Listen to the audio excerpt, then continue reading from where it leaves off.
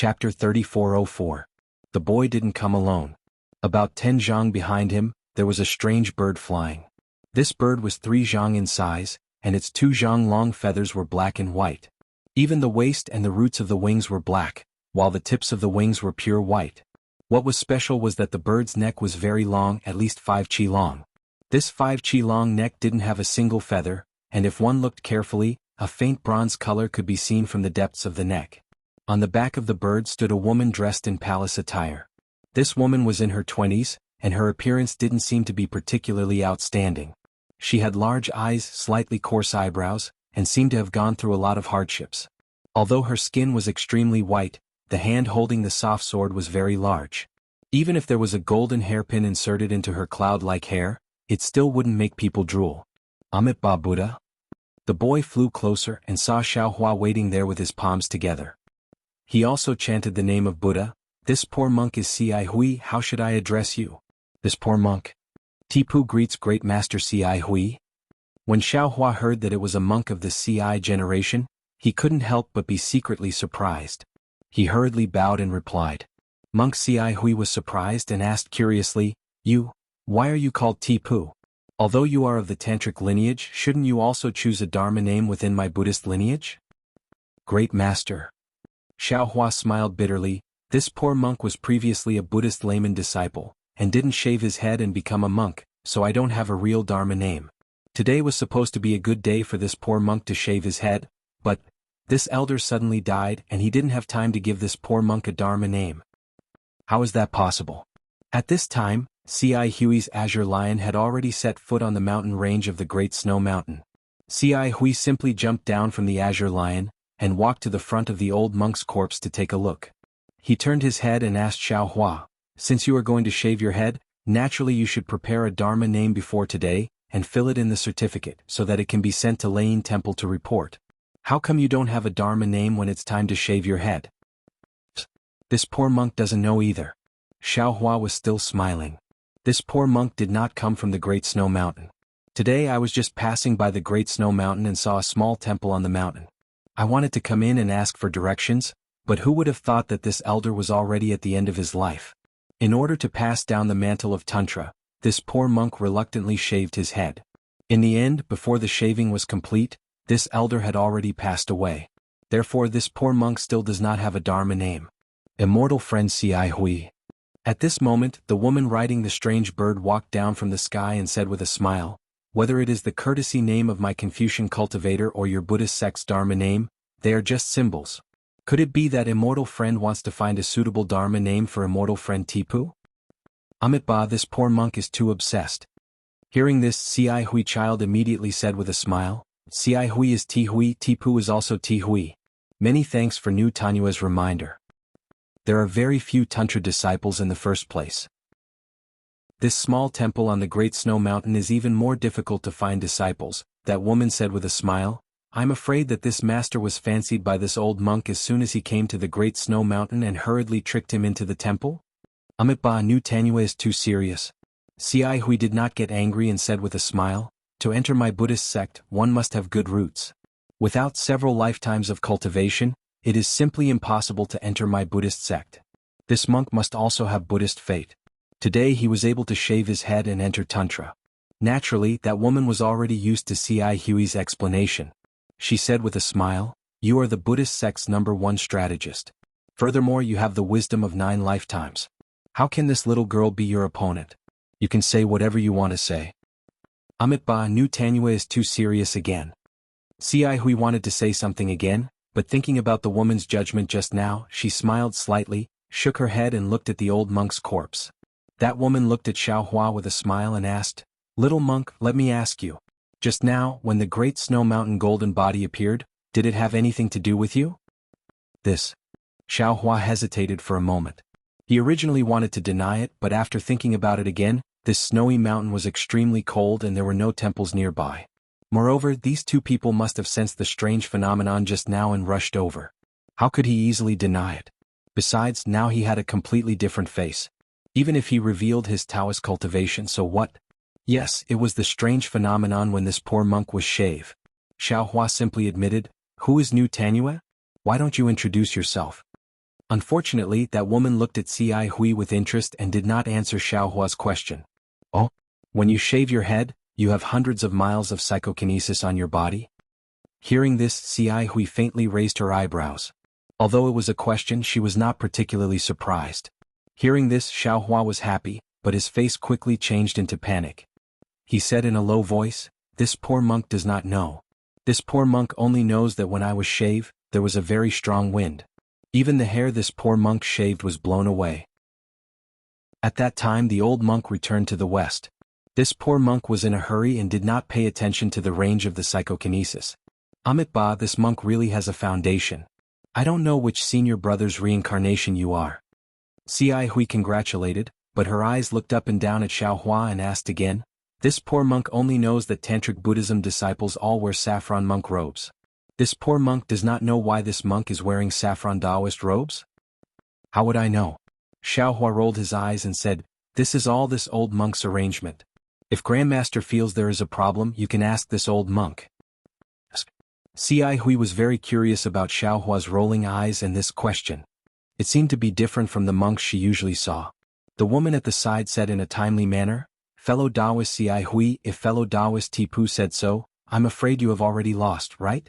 Fellow Taoist not only wants to go to that place with this little woman, but also wants to invite fellow Taoist Tipu to go with you, right?" Hearing this, a trace of a bitter smile appeared on Ci Hui's face. She shook her head slightly and said, "Amitabha, this is all because this poor monk's cultivation is not enough. The little bit of desire to win in my heart cannot be erased. Now I have fallen into New Tanyu's trap." "Fellow Taoist, you can't say that," the woman said with a smile. "Meeting is fate. If you should not go to that place, I'm afraid you would not have met this little woman today, right? Moreover, if you should not go to that place, why would you make this bet with this little woman in order to leave?" I'm afraid this is the only way to put it." Ci Hui smiled bitterly again. "This poor monk lost my mind. I actually only remembered that condensing the golden body requires psychokinesis, but forgot that the reincarnated senior also has psychokinesis when shave." The woman said with a smile, "The conditions this little woman provided are also not bad. Could it be that you did not come for these conditions?" "Perhaps." Ci Hui declined to comment. She turned to Xiao Hua and said with a smile, "Monk, this poor monk has a good thing here?" When Xiao Hua heard the two of them talking about that place, he immediately lost interest. He had just formed his nascent soul and his Tao realm was not stable. He did not want to go to any dangerous place. What he wanted to do was to find a place to meditate. Moreover, the space meridian above the snowy mountain was unstable. If it was as Sun Jian said, he did not want to pass through the East Sea and South Sea, then he must hurry back to the Xiaoyu continent before the space meridian collapsed. "Not going." Xiao Hua shook his head like a rattledrum. Without waiting for Ci Hui to finish speaking, he immediately shouted, "This poor monk still has other things to do. After the old monk's skin is melted and his sarira is taken out, this poor monk will quickly leave this place."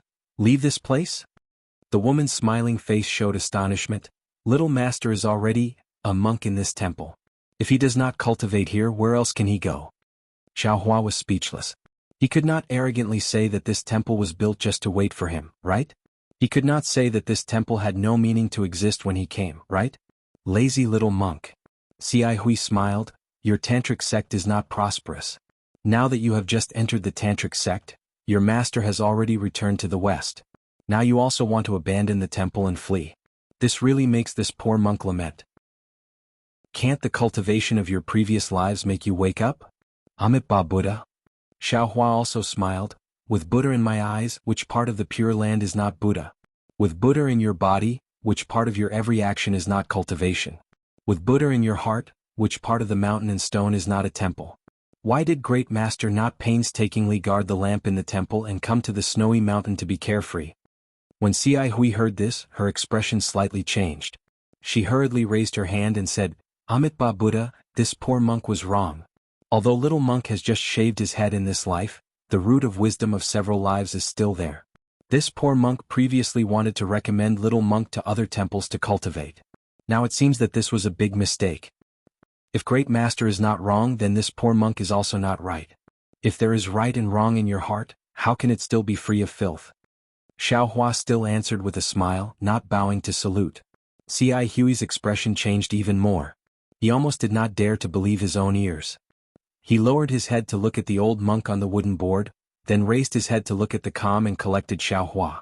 He took a few steps back, put his palms together and said in a low voice, "Amitabha Buddha, this poor monk has really learned something." Seeing this young monk's astonished appearance, Xiaohua was quite proud. He did not feel that he could reach the realm of a senior monk like Xiai Hui thought, but many times he could see through things with the eyes of a bystander and speak out like this. And it seemed that every time Xiaohua spoke out, he had the posture of shocking the world with a single brilliant feat. This also showed that no matter if it was Buddhism or Taoism, when one cultivated to a high realm, they would achieve the same result through different means. Xiai Hui lowered her head. Xiaohua was proud. The woman in the palace dress next to him pursed her lips and smiled. She could not help but say, "Fellow Taoist Xiai Hui, saying is one thing, doing is another. This snowy mountain is covered with snow all year round. If the sky could be as clear as today, the herdsmen of the snowy mountain would not have to live such bitter and cold lives." These words, you can say it, I can say it, anyone can say it, but who can do it? Chapter 3405. Amitabha, fellow immortal, has misunderstood this poor monk. Xiai Hui raised her head and looked at the woman. This poor monk is not stumped by this little monk's question. This poor monk is only thinking. This intelligent little monk, this Buddhist disciple of Tantric Buddhism with roots of wisdom, what should this poor monk do to guide him into the right path of Buddhist cultivation? Should this poor monk find an accomplished monk to teach him, or should this poor monk do it personally? Xiaohua was shocked. His gaze swept over the young monk, and he asked indifferently, "Could it be that this poor monk is so mischievous in front of Master? Then this poor monk would like to ask Master, what is the right path and what is the wrong path? You have yet to attain fruition, so how do you know which path is the right path? Even if Master has attained fruition, is your path definitely the right path? Is your right path definitely this poor monk's right path? Is I sure to attain fruition just because I follow your path?" Hearing this, Xiai Hui's face became even more bitter, as if she had a gold thread in her mouth. She lowered her head and chanted again, "Amitabha, seeing this little monk today, this poor monk thinks of this poor monk's past. You don't know the immensity of heaven and earth, you don't know the vastness of the sea and sky, you don't know that there are many mysteries in this world that cannot be known by others. Humans are nothing more than dust in this world. What can cause clouds and rain with a flip of the hand? What can cause a dragon to fly in the sky with a flip of the hand? They are all absurd. Apart from arrogance and contempt, what else can a human be? Only when one truly recognizes one's insignificance can one truly cultivate. The so-called cultivation is not how many Buddhist cultivation techniques one cultivates, or how many Buddhist secret techniques one cultivates, but how many Buddhist scriptures one reads and how many good karma one bears. This poor monk even wants to say that the words in Buddhist scriptures can also kill, and only the spirit in Buddhist scriptures can let people live. In Xiai Hui's words, the first half made Xiaohua sigh with emotion. It was exactly as he had thought, but the second half made Xiaohua puzzled again. However, Xiaohua could also see that Xiai Hui's words came from the bottom of her heart, and she did not hide anything. The first Buddhist expert that Xiaohua met was Hanzhu. Hanzhu was a complete liar who tricked Xiaohua miserably. Later on, Xiaohua met a few more Buddhist disciples and none of them left a good impression on him. Therefore, even the old monk who had just passed away was unable to completely change Xiaohua's bad impression of the Buddhist sect. And at this time, Xiai Hui had just met him and she was actually thinking so much for him and was even distressed for him. This made Xiaohua's heart vigilant. He didn't know what kind of medicine Xiai Hui was selling in her gourd. If I can understand the spirit in the Buddhist scriptures, even if I throw the Buddhist scriptures to the back of my head, I can still attain the fruit. Xiai Hui obviously didn't know what Xiaohua was thinking. She still said, "If you can't understand this spirit, then you should properly study the Buddhist scriptures and truly understand Buddha's great wish. Purely showing off and arguing, purely speaking words, you can only walk into a dead end. It can't even be considered a wrong path." "Grandmaster, you're overstating things, right?" Xiaohua's heart gave birth to a sense of victory as he said indifferently. Xiai Hui's face was still distressed. It seemed that every word Xiaohua said made her heart ache. It was like a knife stabbing into her heart. "Little monk, you don't need to say any more. This poor monk will ask you 3 questions, you see if they are correct or not." Xiai Hui asked very regretfully. "Grandmaster, please speak." Xiaohua nodded. He wanted to see what this young monk wanted to say. "Your Buddhist cultivation technique has made quite a bit of progress. If this poor monk is not wrong, I'm afraid that you have already reached the Rugi realm?" Correct, what Grandmaster said is correct. Xiaohua slightly frowned. He didn't want to answer, but after thinking for a moment he still answered honestly. You have studied very few Buddhist scriptures, so much so that this poor monk feels that you may not have even read a single one.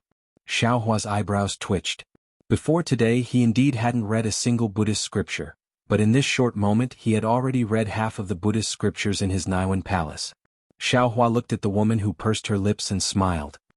He sighed and nodded. What Grandmaster said is correct. This is the third question?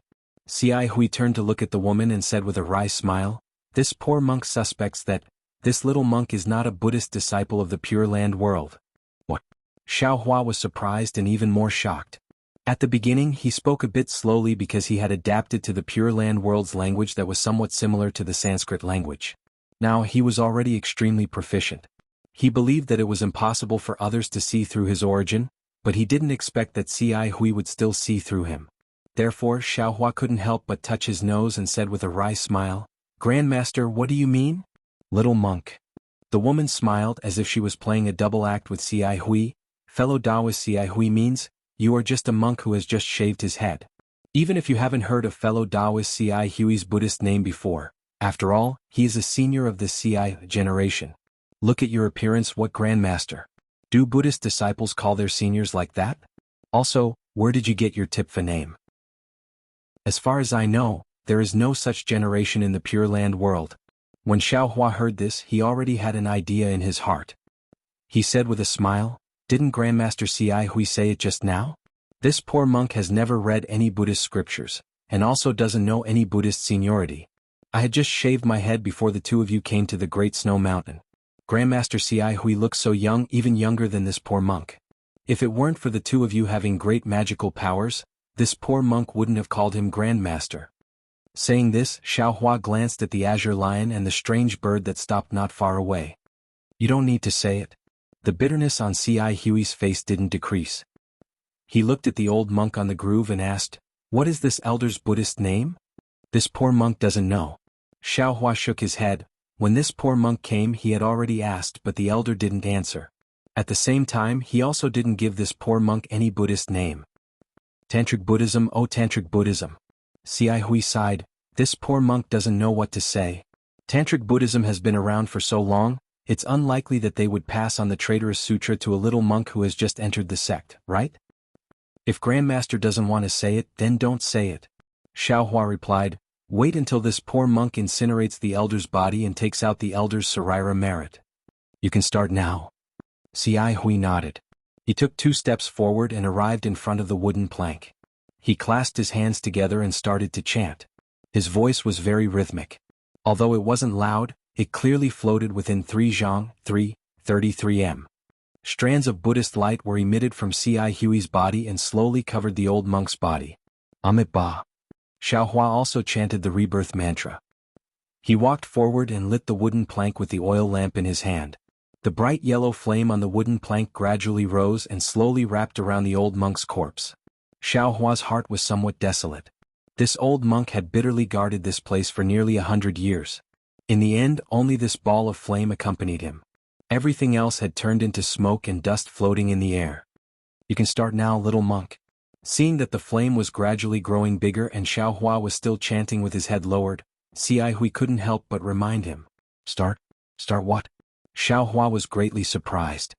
He stopped chanting and raised his head to look at Xi Hui. Xi Hui was stunned and blurted out, you? Aren't you going to burn this elder's sarira? Xiaohua's heart jumped. He knew that things weren't good. He hurriedly let the Buddha sarira flip through the Buddhist scriptures and Buddhist scriptures. He braced himself and said, after burning the elder's body, won't the sarira naturally come out? Sigh.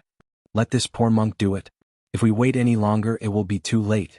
Xi Hui opened his mouth to explain, but looking at the flame, he could only pat his forehead. A Buddhist light flew out from the top of his head. Then his hands moved again. It was actually a Buddhist seal that Xiaohua had never seen before. Little monk. The woman at the side was originally solemn with her head lowered. At this moment she couldn't help but speak again. Sarira is the foundation of the cultivation of a Buddhist disciple. Presumably little monk should also have a sarira, right? These bodhisattvas would use a Buddhist mystic art to condense their negative karma and merit into their relic before they left. When the Buddhist fire burned their bodies, the negative karma would condense into the relic and fuse with it. The Saraira can protect the Buddhist disciples' karma in this life and prepare for the Buddhist disciples' cultivation in the next life. And this elder looks very old. I'm afraid he doesn't have any Buddhist cultivation and is just an ordinary monk. These monks can't condense their karma and merit. Therefore, even if they can use the Buddhist fire to create a Saraira, it will be melted bones and other things. Other than being a souvenir and for people to admire, it has no other use.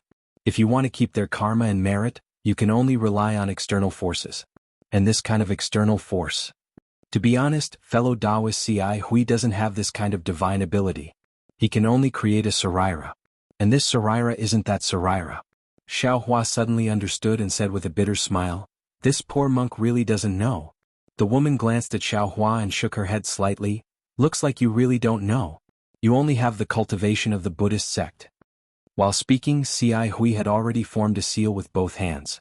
The Buddhist light emitted from his forehead condensed in the Buddhist seal, just like the 9 syllables mantra in Xiao Hua's mouth. Go, seeing the golden characters condense in the Buddhist seal, Ci Hui raised his hand and lightly scolded. The golden characters the size of a fist shone brightly and flew out from Ci Hui's hand. The brilliance of the golden characters was extremely bright. Xiao Hua unconsciously closed his eyes. And at this very moment something strange happened. The old monk's body that was originally lying motionless on the wooden board suddenly moved. The old monk's closed eyes also opened. His turbid eyes looked at the sky blankly.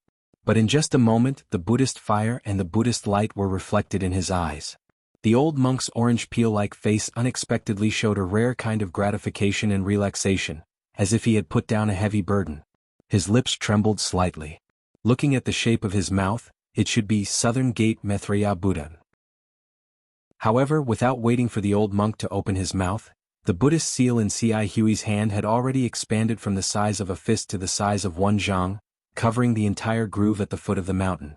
Boom! On the wooden board, the Buddhist fire on the old monk's body flourished and unexpectedly turned into a pair of third-grade lotuses, completely submerging the old monk. The old monk smiled. The turbidity in his eyes unexpectedly disappeared and a kind of clarity flashed. That relaxed smile and the satisfaction of getting what he wanted condensed on his face. Chapter 3406. After the lotus-shaped flame flourished, it turned into 3 balls of flame and gradually disappeared. At the moment when the 3 balls of flame were extinguished, a faint shadow flew out from one of the flames. It was the old monk's soul. The old monk respectfully bowed to Ci Hui and said, "Amit Ba, thank you, Venerable One." Immediately, the soul turned into thousands of fireflies and disappeared. Amit Ba, seeing this, Xiao Hua was delighted in his heart. At the same time he was also sincerely convinced. Just a moment ago, in front of the main hall of the Shaolin Long Temple, he used the Buddhist sect's 9 syllables mantra, but it didn't have the slightest effect. Here, Ci Hui formed a Buddhist seal and immediately helped the old monk cross over. "Thank you, Great Master Ci Hui." Xiao Hua happily bowed and said, "If Great Master didn't help, I'm afraid I would have disappointed the elder. The elder's relics and other things can't be left behind. Take this relic." Looking at the place where the old monk's soul just flew out, a relic smaller than a little finger appeared. Ci Hui said with a bitter face, "He introduced you to Buddhism, so he should be your guide. His karma, if you have magical powers in the future, you should help him eliminate it.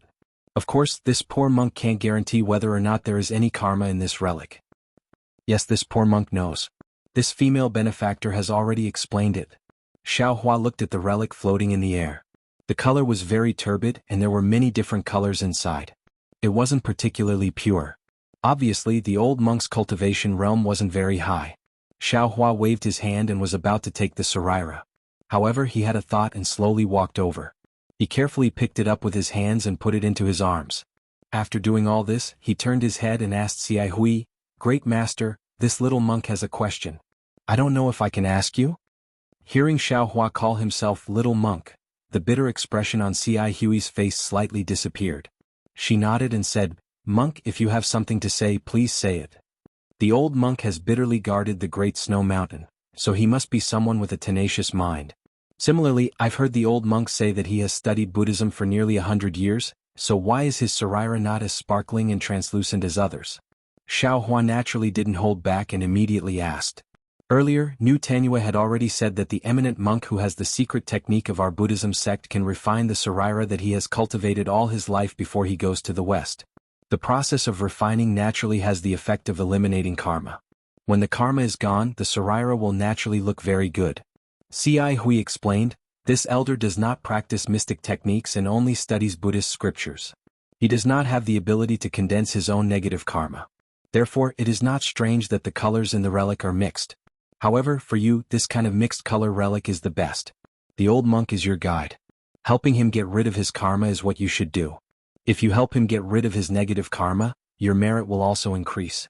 Even when you condense your golden body, his Saraira can also be used. And in those Saraira that have already been condensed, the simple negative karma has been eliminated. What is left is the heavy negative karma, which is not easy to remove. Even if you want to use it to condense your golden body, you have to be careful. Speaking of this, Ci Hui was a little radiant. She said again, as far as little monk knows, your Buddhism sect has already fallen to a lower level. Now in the Pure Land world, the Buddha Lord of Mylayan Temple has passed down the Mahayana Buddhist scripture. Under this Mahayana Buddhist scripture, even an ordinary monk can condense Saraira. Little monk understands. Thank you for your guidance. Xiao Hua didn't know what Mahayana Buddhist scripture was and what Hinayana Buddhist scripture was. He only slightly lowered his posture, and then slightly muttered to himself as he prepared to say goodbye. But at this moment, there was a faint chanting sound in the distance. Then, a faint golden light flashed from the chanting and flew over the great snow mountain. Buddha's radiance illumination? Ci Hui raised her eyebrows and raised her hand. The green lotus that she had just put away in her left hand suddenly appeared. The green lotus also emitted a deep chanting sound and flashed with a Buddhist light that seemed to be breathing. Like a sword of light, a strand of Buddhist light emerged from the golden light and entered the green lotus. Then, the golden light and the chanting continued to fly forward. Xiao Hua withdrew his gaze from the distant golden light and looked at the green lotus. He saw a Buddhist document that had already lost its Buddhist light and was quietly lying there. Ci Hui put away the green lotus, reached out her hand and picked up the Buddhist edict. She opened it and looked at it, then handed it to Xiao Hua and said, "Little monk, this Buddhist light shines through your big snow mountain. You are the only disciple of Tantric Buddhism here. You should accept this Buddhist edict." Buddhist decree? What do you mean? Xiao Hua stared blankly, somewhat at a loss. Can this little monk not accept it?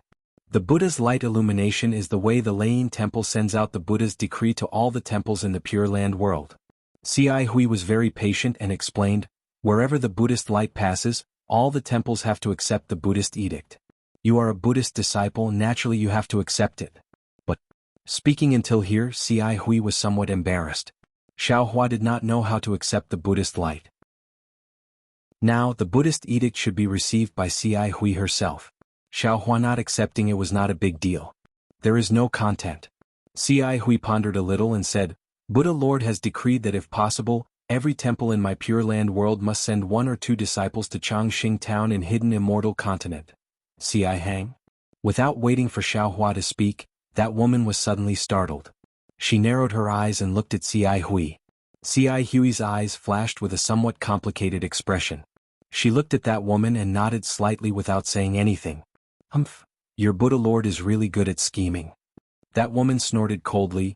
Could it be that he really wants to build a 99 zhang tall golden body of Namo Guanyin Bodhisattva in Changxing Town? Huh? Xiao Hua raised his eyebrows, his heart was overwhelmed with shock. This. Ci Hui shook her head. This poor monk does not know the Buddha Lord's plan. This poor monk is only a Buddhist disciple. If he does this.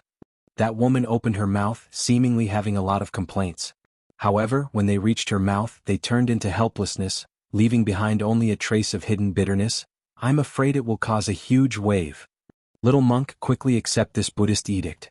This poor monk still has something to say to you. Ci Hui did not dare to talk too much with that woman. She turned her head and passed the Buddhist edict to Xiao Hua again. Xiao Hua hurriedly waved his hand. Master, this little monk does not have the ability to accept this Buddhist edict. This is your divine ability, you should keep it for yourself. This little monk will go back and recite scriptures in front of the Buddha. That woman could not help but laugh. She looked at Ci Hui and said, Fellow Taoist Ci Hui, you really made an unnecessary move. Forget it. Ci Hui looked at Xiao Hua's shrinking appearance. Obviously he was not prepared to accept the Buddhist edict. She smiled bitterly and said, since you are not willing to accept it, this poor monk can only leave this Buddhist edict behind. Of course you are the only monk in this snowy mountains temple. Moreover you have just shaved your head. According to the Buddhist edict, you do not need to go to the longevity town. It is good that master knows. Xiao Hua said with a smile. However, at this point, Ci Hui changed the topic and said, however, this poor monk still has something to discuss with you. If master wants to go to that place, then it is better not to mention it. Xiao Hua hurriedly waved his hand, not giving Ci Hui the opportunity to speak. However, Xiao Hua still underestimated Ci Hui's persistence. Ci Hui did not even look at Xiao Hua's waving hand and said, you have the root of wisdom. Moreover, when you shaved your head there was a Buddhist vision. In the future you will definitely be a pillar of my Buddhist sect. If you had a monk by your side to guide your cultivation, this poor monk would not say anything. After all, Tantric Buddhism is different from the other 12 sections.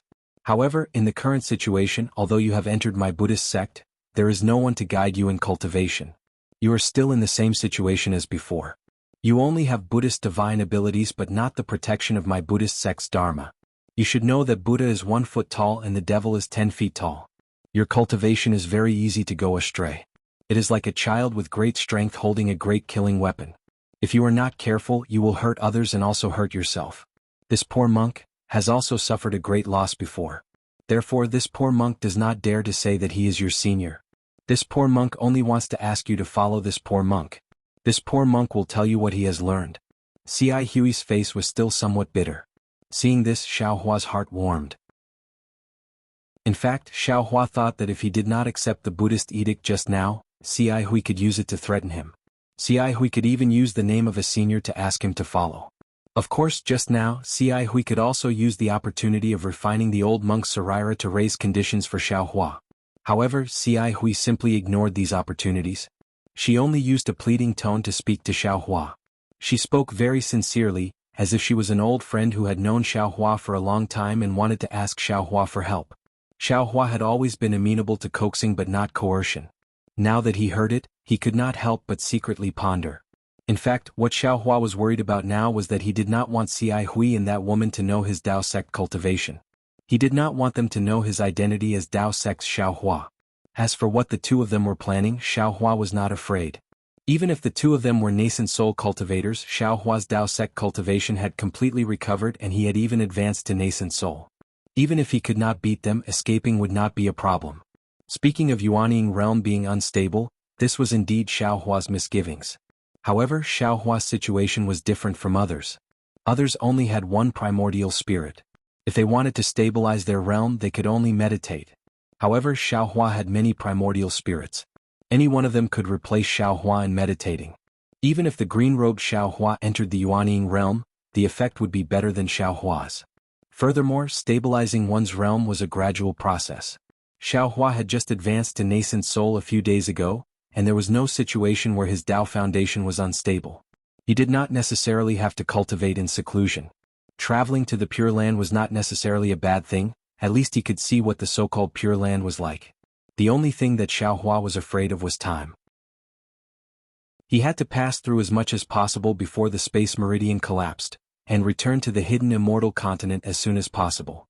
After all, the matter of Jiang country's recovery had just begun, and there would definitely be many places where he would need to appear.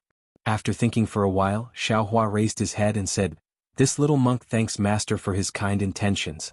This little monk wants to ask, where are you going? What do you need this little monk to do? How long will it take?"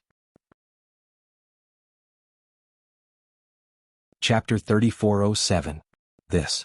Ci Hui hesitated slightly, looked at the woman and said in a low voice, "This matter, please explain it to me. Actually, it won't take much time.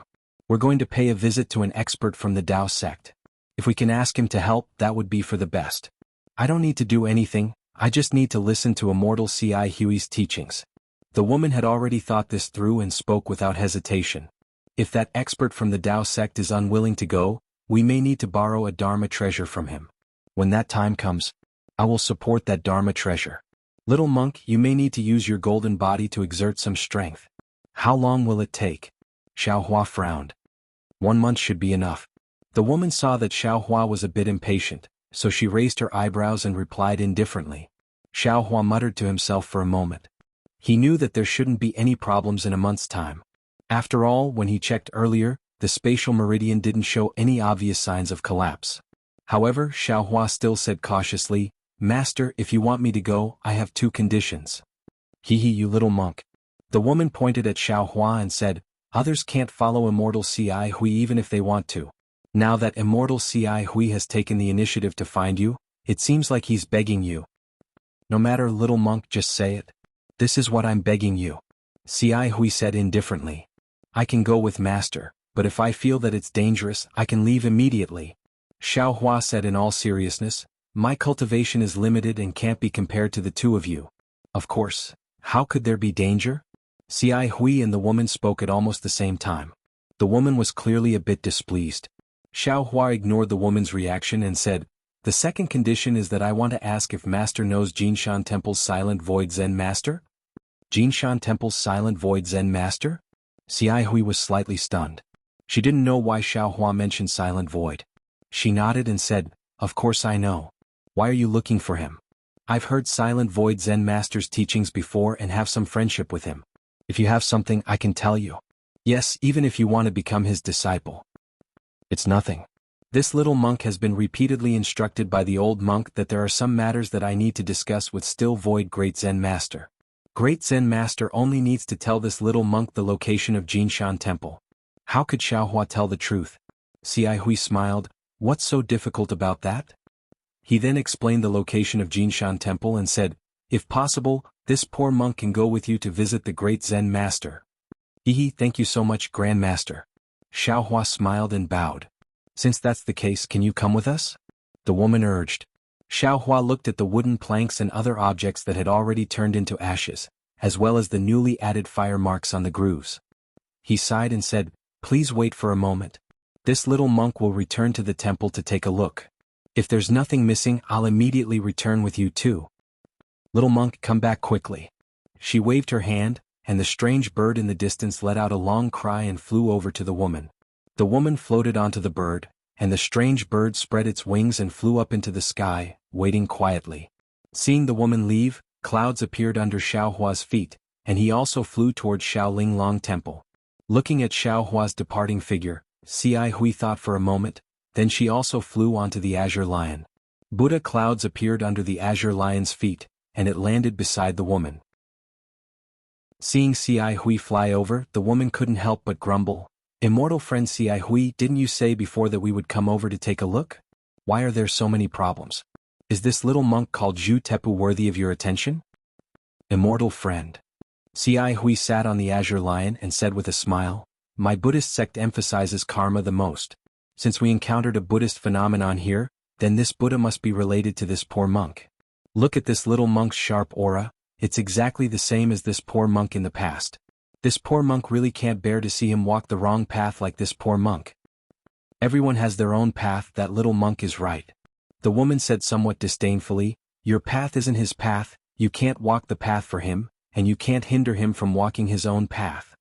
But if he has someone else's guidance, at least he won't walk the wrong path." Ci Hui didn't mind and said with a smile, "Moreover, didn't you see that he also knows the cloud writing technique? Your cultivation as a Confucian cultivator should be of some use in that place. This little monk is somewhat mysterious." When the woman heard Ci Hui mention Xiao Hua's Confucian cultivation, she slightly frowned. "Not only did he not call you senior, he also didn't call me senior, and I can't sense what grade his Confucian cultivation has truly reached. This is karma." Ci Hui nodded. "Perhaps this time, we'll need his help when we go to that place." "Yeah, I hope so." The woman slightly nodded, a faint sadness appearing in her eyes. "He's here." While speaking, Xiao Hua's figure flew out from the foothills and Ci Hui said with a smile, "He didn't ask about this matter before, but now that we're going together, we'll definitely have to explain it to him." "Hehe, that's natural." The woman said with a smile, "There's nothing to hide about this matter, since he's going, we'll naturally have to explain it to him." At this point, the woman frowned. "The little monk doesn't seem to have a mount, you'll have to take care of him." "Of course, I can't let you take care of him." Ci Hui smiled and patted the indigo lion to Xiaohua's side. Seeing the strange bird and the indigo lion flying over, Xiaohua raised his voice. Master, this little monk can go now. But before we go, shouldn't you explain to this little monk where we're going? Of course. Ci Hui said with a smile. I've already told fellow Taoist XN about this matter, and asked her to explain it to you. XN? Xiaohua frowned and immediately thought of Princess Bai Hua XNE and said to himself, why are they both surnamed XN? Could it be related to this woman and Bai New country?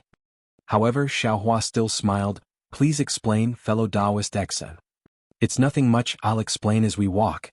XN looked at Xiaohua, and didn't show any displeasure because of Xiaohua's disrespect and said, moreover, if it's convenient, I feel that this little monk should change into a monk's robe. This tantric monk's robe really doesn't look pleasing to the eye. Hehe, that's true, tantric disciples rarely walk in the Pure Land world. This little monk will attract a lot of attention. Ci Hui also nodded and asked, little monk, if you don't have an extra monk's robe, this poor monk has an extra one here.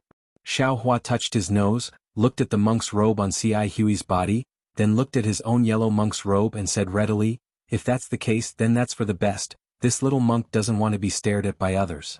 Immediately after, Xiaohua took the monk's robe from Ci Hui, and caught up with XN again.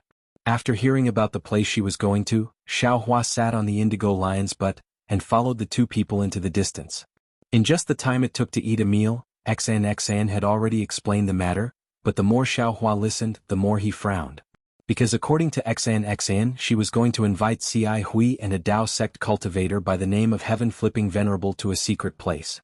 This place was passed down from ancient times, and it was there before the Confucian cultivators and Buddhist sect joined hands to destroy the Tao sect. Moreover, this secret place was left behind by the Tao sect, and there were formations set up by the experts of the Tao sect, and there were even monsters that the Confucian cultivators and Buddhist sect didn't know about. What shocked Xiaohua the most was that XN wanted to go to this place for an immortal tool. Yes, that's right, an immortal tool that only immortals can use. As for XN's identity, XN didn't mention it, and Xiaohua also asked, but XN just smiled and didn't answer. Looking at XN riding the strange bird, Xiaohua sat on the indigo lion's butt and fell into deep thought. From XN's words, Xiaohua faintly smelled the scent of a conspiracy. Because whether it was XN's identity, the secret place, or the immortal tool, they all gave Xiaohua a kind of uneasy feeling. In the Dawn Rain continent, Xiaohua also encountered this kind of thing, and it seemed that every matter had a bad ending, and every bad ending made Xiaohua feel like he had a narrow escape from death. Immortal tool, a magic tool used by immortals. Xiaohua had never heard of it before in the Dawn Rain continent. Although Xiaohua could already refine spirit tools and he also knew the power of spirit tools, but he never dared to imagine the power and appearance of magic tools used by immortals. This XN was obviously a Confucian cultivator, so how did she know the secret place? Why didn't she have any scruples about looking for that immortal tool? Great Master Ci Hui. Xiaohua pondered for a long time, but he didn't have any plans so he could only open his eyes and ask, Immortal friend XN, what is her identity? You actually followed her to look for the immortal tool, aren't you afraid of falling into her trap? At this time, Ci Hui didn't take out the green lotus and sword, but quietly sat cross-legged in front of Xiaohua. Hearing Xiaohua's words, she slightly leaned to the side and said with a smile, this poor monk also doesn't know what identity immortal friend XN has. This poor monk met her for the first time in Qinghuan Mountain 70 years ago, and then we met a few more times. Although she was a Confucian cultivator, she didn't have any prejudice against my Buddhist sect, and we talked very happily so we could be considered old friends.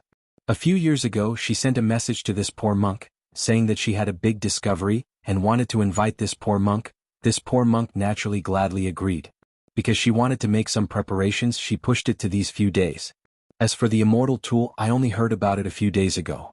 That thing is a Tao sect cultivator's treasure, and has nothing to do with my Buddhist sect's disciples, so this poor monk only wanted to remind her. Since immortal friend XN is already prepared, how about this poor monk accompany her? It's that simple? Xiaohua was a bit flabbergasted. This Ci Hui seemed to be too unguarded, right?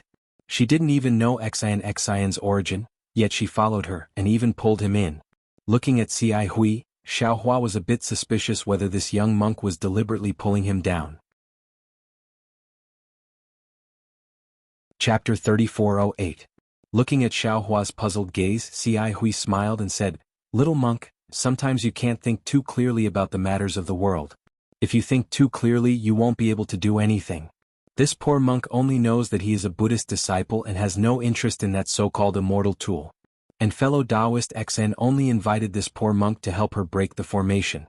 As for other matters, this poor monk really doesn't want to ask too much. The problem is..." Xiaohua was flustered and exasperated. "Master, why are you pulling this little monk? This little monk still wants to cultivate in the temple." Xiaohua was so anxious that he almost called this Xiao out. Xi Hui was still neither fast nor slow as she said indifferently, "Little monk, is this your plan? No matter how this poor monk looks at it, you don't look like a Buddhist disciple who can cultivate peacefully? Then tell me, what is a Buddhist disciple who cultivates peacefully like?"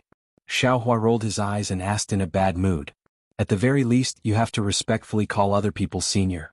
At the very least, you have to humbly ask other people about things you don't understand. At the very least, you have to get used to chanting scriptures under the lamp." Without waiting for Xi Hui to finish speaking, Xiaohua waved his hand and said, "Senior, isn't it just a senior? What's so difficult about it? Before this little monk entered Buddhism, this little monk didn't call other people senior. Since you are a monk, then you have to be less impetuous, more steady, less suspicious, and more trusting." Xi Hui smiled cheerfully and said, "Since you are a Buddhist disciple, this poor monk won't ignore it. Whether you are from Tantric Buddhism, strict flower school, or other sects, this poor monk has the responsibility to properly guide you." "I forget it." Xiaohua was speechless. Why did these words sound like he was reprimanding Xiao Jian? Now that karma came out of Xi Hui's mouth, it actually made him seem so mischievous. However, thinking about how other things can be used to improve Jade, and how his Buddhist skills were not small, Xiaohua could only lower his head. Seeing Xiaohua admit defeat, Xi Hui smiled and said, "Let's not talk about other things, this poor monk just saw the Buddhist phenomenon." Then Xi Hui began to talk about the Great Snow Mountain with XNXN. She narrated the contents of the Buddhist scriptures, the illusions, and her experience. Moreover, there was a trace of the way of karma hidden in her narration. Xiaohua didn't care at first, but as he listened, Xiaohua's ears perked up. In the end, Xiaohua also interjected from time to time. The two were actually debating. The hidden immortal continent was different from the Dawn Rain continent. Whether it was Confucian cultivators, Buddhist cultivators, or demons, the cultivation methods were all different. Although there were some methods to distinguish the cultivation level of each other, most of the time, this method could not be taken seriously. Even pressure, primordial thought, divine thought, and Buddhist awareness could not be used as the standard to measure the cultivation level of a person or demon. The only way to test the cultivation level was to compete. Therefore, Xiaohua did not have an estimate of Xi Hui and Xin's strength. Similarly, the two of them also did not have an estimate of Xiaohua's strength. Especially Xi Hui, she could not perceive the depth of Buddhist cultivation level from Xiaohua at all. However, even though Xiaohua called himself a little monk, his bearing was so calm. It was very obvious that his strength was not inferior to her and Xin's. In fact, just from the fact that she could not perceive Xiaohua's Buddhist cultivation level, Xi Hui already knew that if Xiaohua did not have a trace of Buddhist cultivation level, then he had strength that surpassed her. Although Xiaohua kept saying that he had just entered the Buddhist sect, entering the Buddhist sect and having Buddhist cultivation level were two different things. Xiaohua obviously belonged to the latter. And for Xiaohua, a Buddhist disciple who knew Buddhist cultivation level but did not understand Buddhist doctrine, how could Xi Hui not have the idea of feeding the tiger with her body? Wanting to rely on her earnest advice to let the Pure Land world have another Buddha with profound Buddhist doctrine and outstanding Buddhist techniques? Not to mention Xi Hui breaking down Buddhist doctrine for Xiaohua, and not to mention Xin urging the strange bird to fly in front of them, the mountain range below the three of them overlapped one after another. Let's talk about a secluded place in front of the three of them, which was currently bustling with noise and excitement. This was a foothill that was flourishing with flowers. 4 mountain peaks that were like weights poked out of the sea of flowers. The mountain peaks were also covered with green pines and green cypresses. The sounds of apes and birds chirping could be heard from time to time from the mountain peaks. Moreover, a burst of fog was like a veil swaying in the wind, gradually covering the entire mountain peaks. However, in just a moment, rays of sunlight were cast down from the thick clouds. It was like a huge light sword piercing through the fog. The fog rolled and rolled, revealing the mountain peaks and rocks. The sunlight passed through the fog and shone on the mountain stream. The mountain stream looked very deep, but a stream of mountain spring gushed out from various parts of the mountain stream, emitting a gurgling sound. It was like the weeping of a woman alone in her boudoir, but also like the flute playing by a Confucian scholar's lips. With great difficulty, the sunlight fell on the mountain stream's spring water. The mountain rocks in the spring water were rugged, shattering the golden light. Bits and pieces of crystal scattered on the surface of the water, making people feel intoxicated.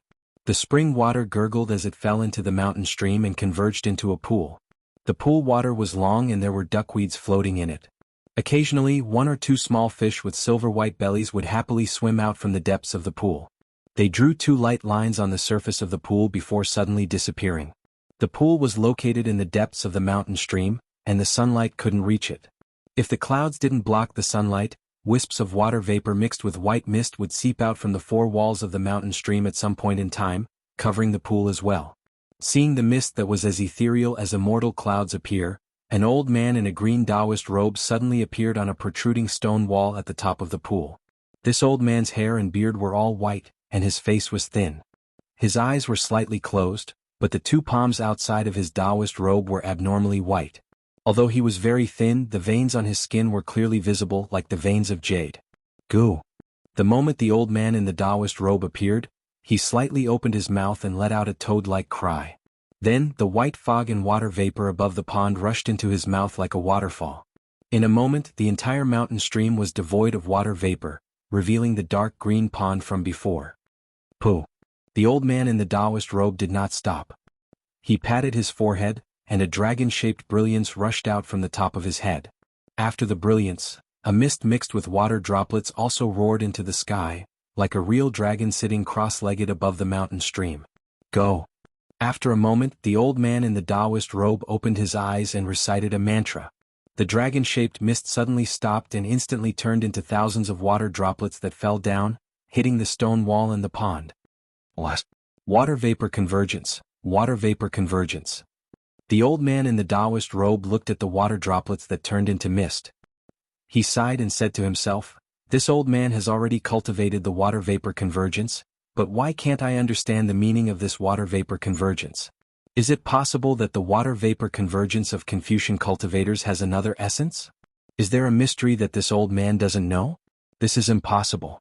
The Liao family's cultivation method may have a problem, but the Long River's cultivation method can't have a problem, right? Their cultivation methods are similar with only minor differences. But since the cultivation method is correct, this old man's cultivation method also has no problem? Why doesn't this water vapor convergence have any special power?" As the old man spoke, he waved his hand and a 2-foot-long nascent soul came out of the old man's head. The nascent soul was wearing a treasure armor and was holding a ruler that was a few inches long. The ruler gave off a cold, blue light. As soon as the old man's nascent soul appeared, it immediately threw the ruler in its hand. Its two small hands rubbed slightly. A blue brilliance emerged from the nascent soul's hand. As the nascent soul waved its hand, the blue brilliance fell into the deep pool. Buzz! A burst of roaring sound came from the pool.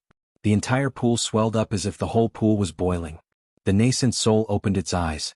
Its starry eyes flashed with a green brilliance. Then the nascent soul raised its hand.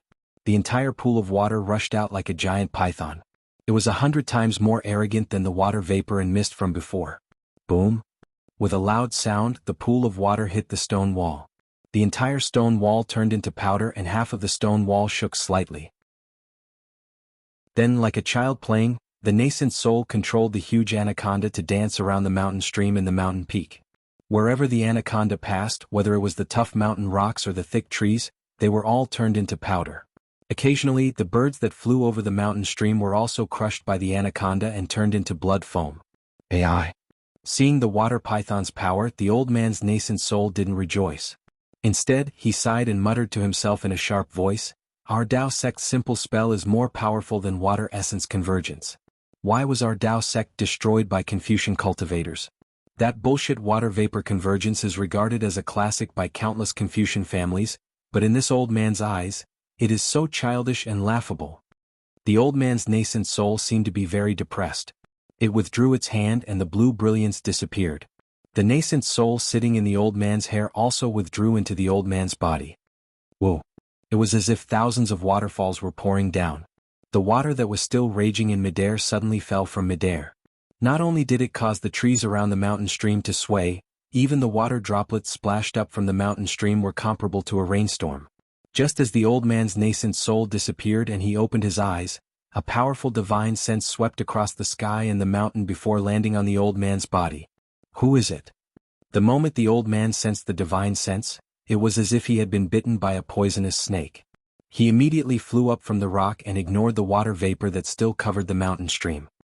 His face was filled with extreme shock as he looked at the source of the divine sense in disbelief and shouted, Who else could it be? Naturally, it's this old man." A thunderous voice came from the horizon. Chapter 3409. Who are you? The old man seemed to be unfamiliar with this voice and asked with a trembling voice. Then he clapped his hand without hesitation and a fist-sized dark green spider appeared in his hand. Puff! The old man opened his mouth and a ray of blue light landed on the spider. The spider suddenly grew until it was several dozen feet long. At the same time the spider transformed, the old man's body also emitted a brilliance. When the old man landed on the spider's back, wisps of water vapor flew out from the spider's body. Like a fountain, they shot high into the air and landed on the mountain ridges around the mountain stream. Swoosh! Gently, like the sound of water, where the water vapor landed, streaks of water blue brilliance spread out in all directions. In just a short moment, the four mountains that were like weights were covered by the water blue brilliance. From a distance, this blue light looked like a spider web, and the spider under the old man was the owner of this web. Ah! Little heaven-flipping brat, you're still so cowardly. You're just as the others said. There was no trace of the voice. Even though the old man spread his divine sense out for several hundred kilometers, he still couldn't see anything. However, this voice was so arrogant that it seemed to be right next to the old man. The old man's face became a bit ugly and he coldly shouted, "Which celestial friend has come to visit my four-flat mountain? Since you're here, don't be so sneaky.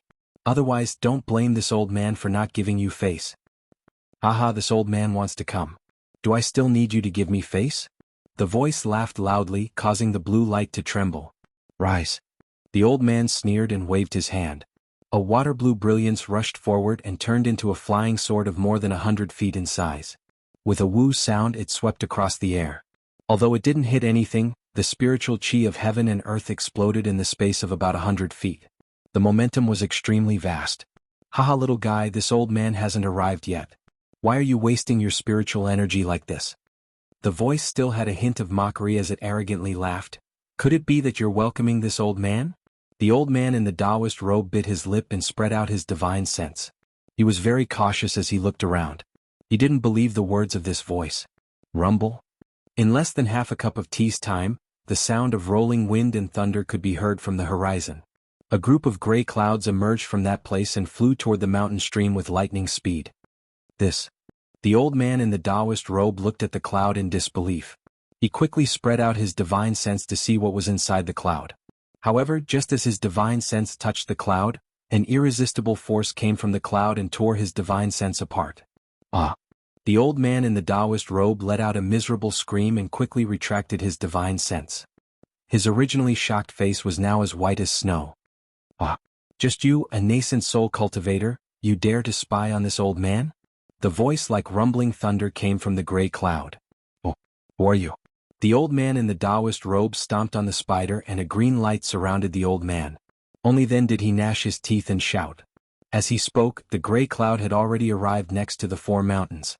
The cloud violently churned and the face of a young man appeared in the air. The mouth formed by the cloud opened as if it wanted to devour the four mountains. He said, "You don't need to know who this old man is. Even if this old man told you my name, you might not know it. All you need to know is that this old man is a Taoist cultivator and you are a disciple of my Taoist sect. This old man is naturally a disciple of the Taoist sect, but this old man doesn't want to interact with other Taoist sect disciples. This old man only wants to cultivate in peace. Although fellow Taoist is a senior of my Taoist sect, you can't force me to do something I don't want to do." The old man in the Taoist robe wasn't afraid at all. He looked at the face formed by the cloud and coldly spoke. Since this old man was suppressed in the eye of the West Ocean, how did the Taoist sects of the three continents become so cowardly?" The face formed by the gray cloud snorted. "There are simply too many cowards like you. You only care about your own cultivation and never care about the lives of others. You hide the arrogant heads of our Taoist sect in your turtle shells. This is why those immature scholars of the Confucian sects and those shameless monks of the Buddhist sects can trample our Taoist sect under their feet. If you all had a strong heart, our Taoist sect wouldn't have fallen to this state. You. When the old man in the Taoist robe heard this, he was first stunned and then, as if he had been struck by lightning, he stood there in a daze. He looked at the cloud with absolute astonishment and said "you" several times. However, in the end he didn't dare to call out this person's name. It was clear that this person's name was extremely famous and he absolutely didn't dare to call out his name. I didn't think that after all these years, this old man's name is still so famous. Fantian brat, it seems like this old man found the right person to look for you today. The cloud seemed to be frozen in midair. Although there were gusts of wind, it couldn't blow away a single strand of cloud. The voice that was like rolling thunder was heard again and arrogantly. Since you know who this old man is, there's no need to call out my name. The South Continent is the territory of that old monk. He has cultivated the 6 Buddhist divine abilities to the extreme. It's not easy for this old man to take the risk to come here.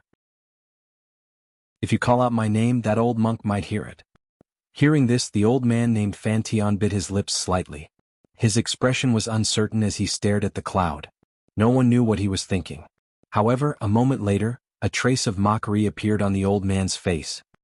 He let out a cold snort and said, "Senior, no matter who you are or why you're here, I'm not interested at all. In my eyes, there's only cultivation and the heavenly Tao.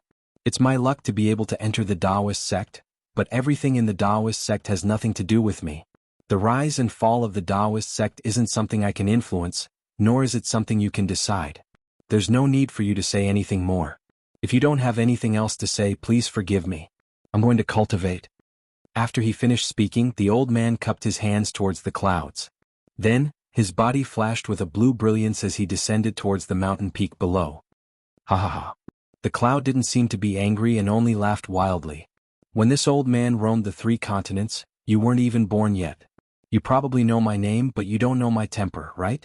To tell the truth, if it was in the past, this old man would immediately kill you because of what you said. Not to mention a mere nascent soul cultivator like you, even astral and spirit-severing cultivators have to be respectful when they see this old man.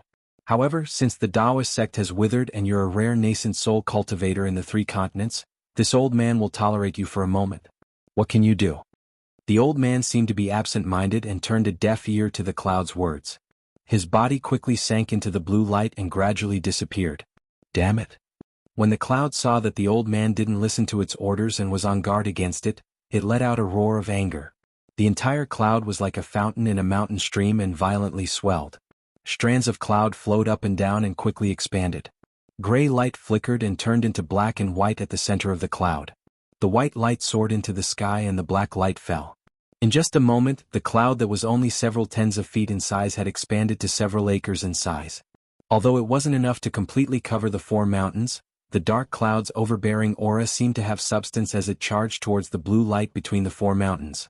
Looking at the water blue brilliance again, it didn't show any weakness. After the old man in the Taoist robe disappeared, rays of brilliance overflowed from the 4 mountain peaks. The water blue brilliance surged and roared like real waves. In a short moment, the water light under the clouds actually rose several zhang high. Moreover, as the water waves surged, the rhythm of the water light released by the 4 mountains gradually became consistent. Under the splendor of the water waves, a whirlpool as thick as a bowl was formed under the impact of the intense water light. Whoa! A sound that was even louder than the sound of flowing water came from these vortexes.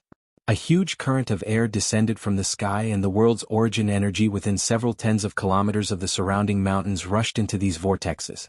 As if the wind was helping the waves, the light that was several tens of feet in height rose up once more and soared several tens of feet into the air.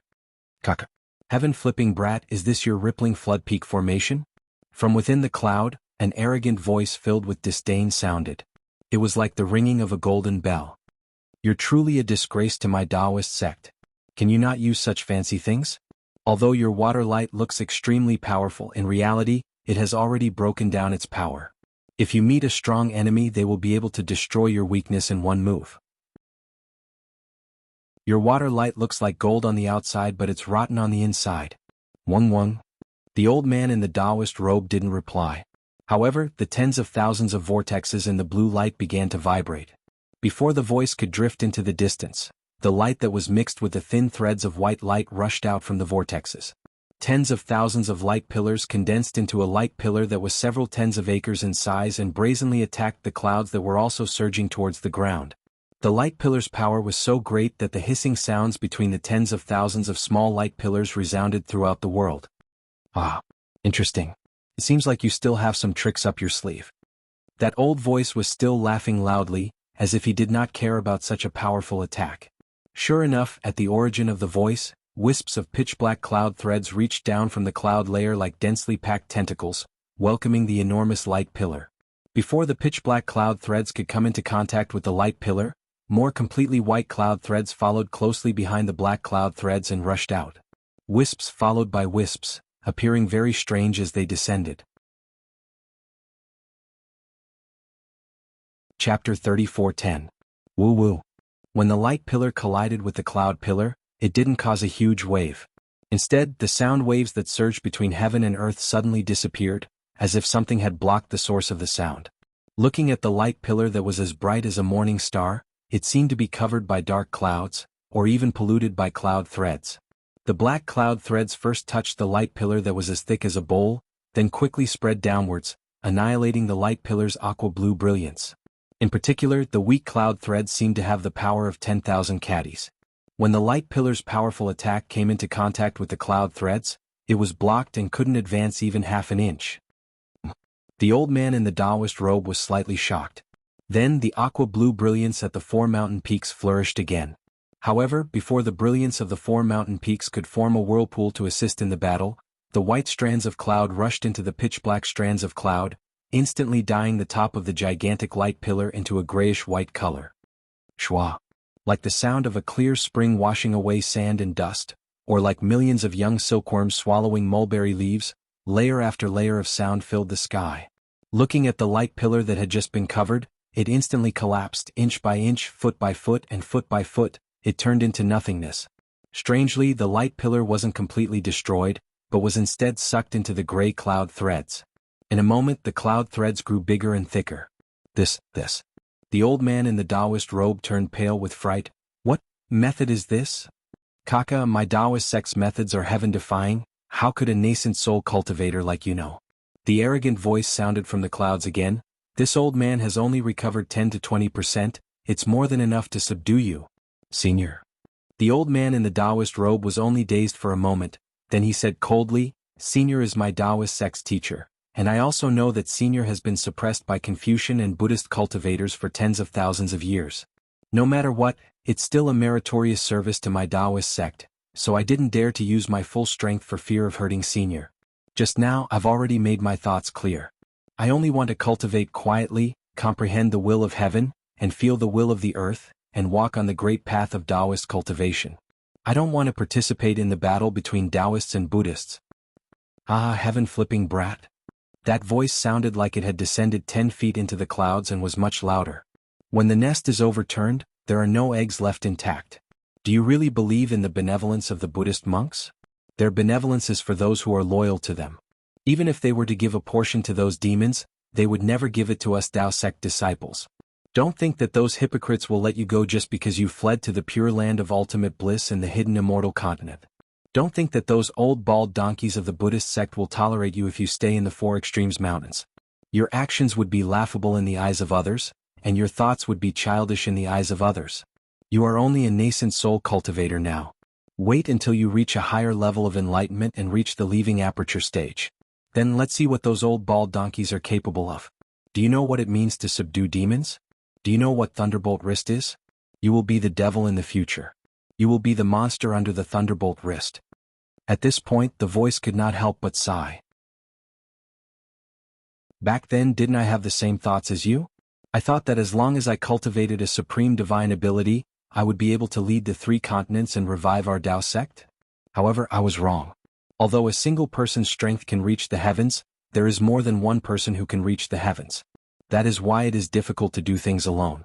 Before I could cultivate to the great success stage, the Confucian cultivators and the Buddhist sect found out about me. Even the 1,000 Demons Sacred Realm intervened. I don't want to talk about the specific details, but I believe there are many legends about me in the 3 continents. Therefore, when I escape this time, the first thing I want to do is to recover my cultivation. The second thing I want to do is to unite the Tao sect cultivators of the 3 continents. I want to gather all the strength of our Tao sect to fight against the Confucian cultivators and the Buddhist sect. As long as the Tao sect rises, I will be able to reach the great success stage. Only when I reach the great success stage can the Tao sect rise. As the voice came out of the clouds like a gust of wind, the black and white clouds of the devouring light pillars slowed down. Rather than saying that it was devouring, it was more like a deterrent to the Tao sect cultivator named Overturn the Heavens. Unfortunately, Overturn the Heavens only pondered for a moment before saying faintly, I am just an ordinary Tao sect cultivator. I only want to learn divine abilities and be free in the world. I am not interested in the battle between the Confucian and Buddhist sects. Moreover, I have many good friends in both the Confucian and Buddhist sects. They all know what I am thinking. I don't think I will end up like you, in the state of being unjust and lacking support. You are a man of great talent and vision. You should find other Tao sect cultivators who are as ambitious and idealistic as you. I only want to stay in a corner. You? The voice roared, causing the clouds to sway violently. Little Overturn the Heavens, don't think that I don't have any generals to send. Don't think that I don't care about your little bit of cultivation. Don't think that I don't know the little tricks you have in your heart. Overturn the heavens, didn't that mean overturning the heavens of the 3 continents? Do you think that no one would know that you're trying to hide something? Flipping Sky's voice was still indifferent. Flipping Sky is just a Taoist name, there will be 100 interpretations among 100 people. According to what Senior said, it should be a complete upheaval, right? It can't be overturn the heavens, overturn the heavens, overturn the heavens, but it means to freely overturn the heavens and earth. There's no point in saying anything more. This old man has already tolerated you for a long time.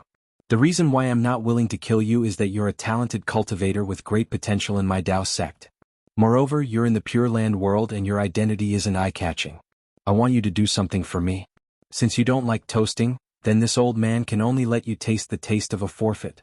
After saying that, the black and white clouds suddenly emitted a bright light, and pressed down several times faster than before. The splendor of the blue light pillar suddenly dimmed by a lot. Your Excellency, you're forcing my hand. Flipping Sky's voice was not afraid, and he also changed the Senior to Your Excellency, as if Flipping Sky had other means to fight to the death. Ah. Little Flipping Sky, this old man has already said what needs to be said. If you're willing to die together with this old man, then it's your honor. But since this old man dared to come, why would I be afraid of your insignificant means? Umph. Flipping Sky snorted coldly. Ka. A strange sound came from the depths of the blue light, and then layers of pale light emerged from the blue. In an instant, the light pillar that was more than 10 acres in size actually condensed into a white ice pillar, and an indescribable coldness was emitted from this ice pillar. This coldness was so terrifying, not only did the vegetation and rivers within the 4 mountains more or less turn into ice beads, even the surface of the mountain rocks had crystallized. As the light pillar condensed into an ice pillar, the devouring of the black and white clouds came to an abrupt stop. Layers of clouds rolled on top of the ice pillar, and could not press down even half an inch. Not only that, with a loud whoo sound, the ice pillar that was more than 10 acres in size slowly shook, and the pale white splendor overflowed rapidly. A fist that was more than 10 acres in size gradually took shape, and punched towards the huge cloud in the sky, as if it was going to shatter the sky with a punch. This is the ice bead, right? The voice in the cloud sneered, this thing is merely a pellet in this old man's eyes. You use your sea measuring ruler. Only your natal magic weapon can resist this old man for a moment. Flipping Sky's expression was as usual, and he was not moved at all. He did not even say a word and only focused on urging his mana. Following this sneer, the huge cloud layer suddenly shrank, and the black and white clouds condensed together once again. The clouds rolled and the wind howled. However, other than the howling of the wind, the clouds did not emit any power, and even the brilliance commonly used in Tao sect's remarkable powers did not appear. Compared to the punch below the clouds, which had the power to destroy the heavens and earth, the difference was too great. Below the clouds, the frozen fist shot up 1,000 feet, and every strand of ice that flickered with a pale white brilliance contained a huge amount of heaven and earth's spiritual energy. Below the ice pillar, a white bead the size of a bowl was spinning around. Below the white bead, there was a 3-foot baby that looked exactly like Flipping Sky. His face was flashing with a green brilliance, and his chubby hands were trembling slightly as he rubbed them together. The ruler that he was holding previously had disappeared. When the clouds had shrunk to a certain extent, they suddenly became transparent. Inside, an exceptionally bright white and black brilliance was born, just like two different colored suns. As soon as the brilliance was born, the clouds instantly stopped shrinking, and then rolled at an extremely fast speed. A huge black and white hand, several acres in size, was formed from the clouds, and grabbed towards the huge fist that was soaring into the sky. Puff! The huge hand grabbed onto the huge fist and there was a loud noise. Countless waves of air rolled, and the spiritual energy that had gathered in the sky instantly turned into a gust of wind that whistled and blew away. Within hundreds of miles, sand and pebbles were blown away and everything was chaotic.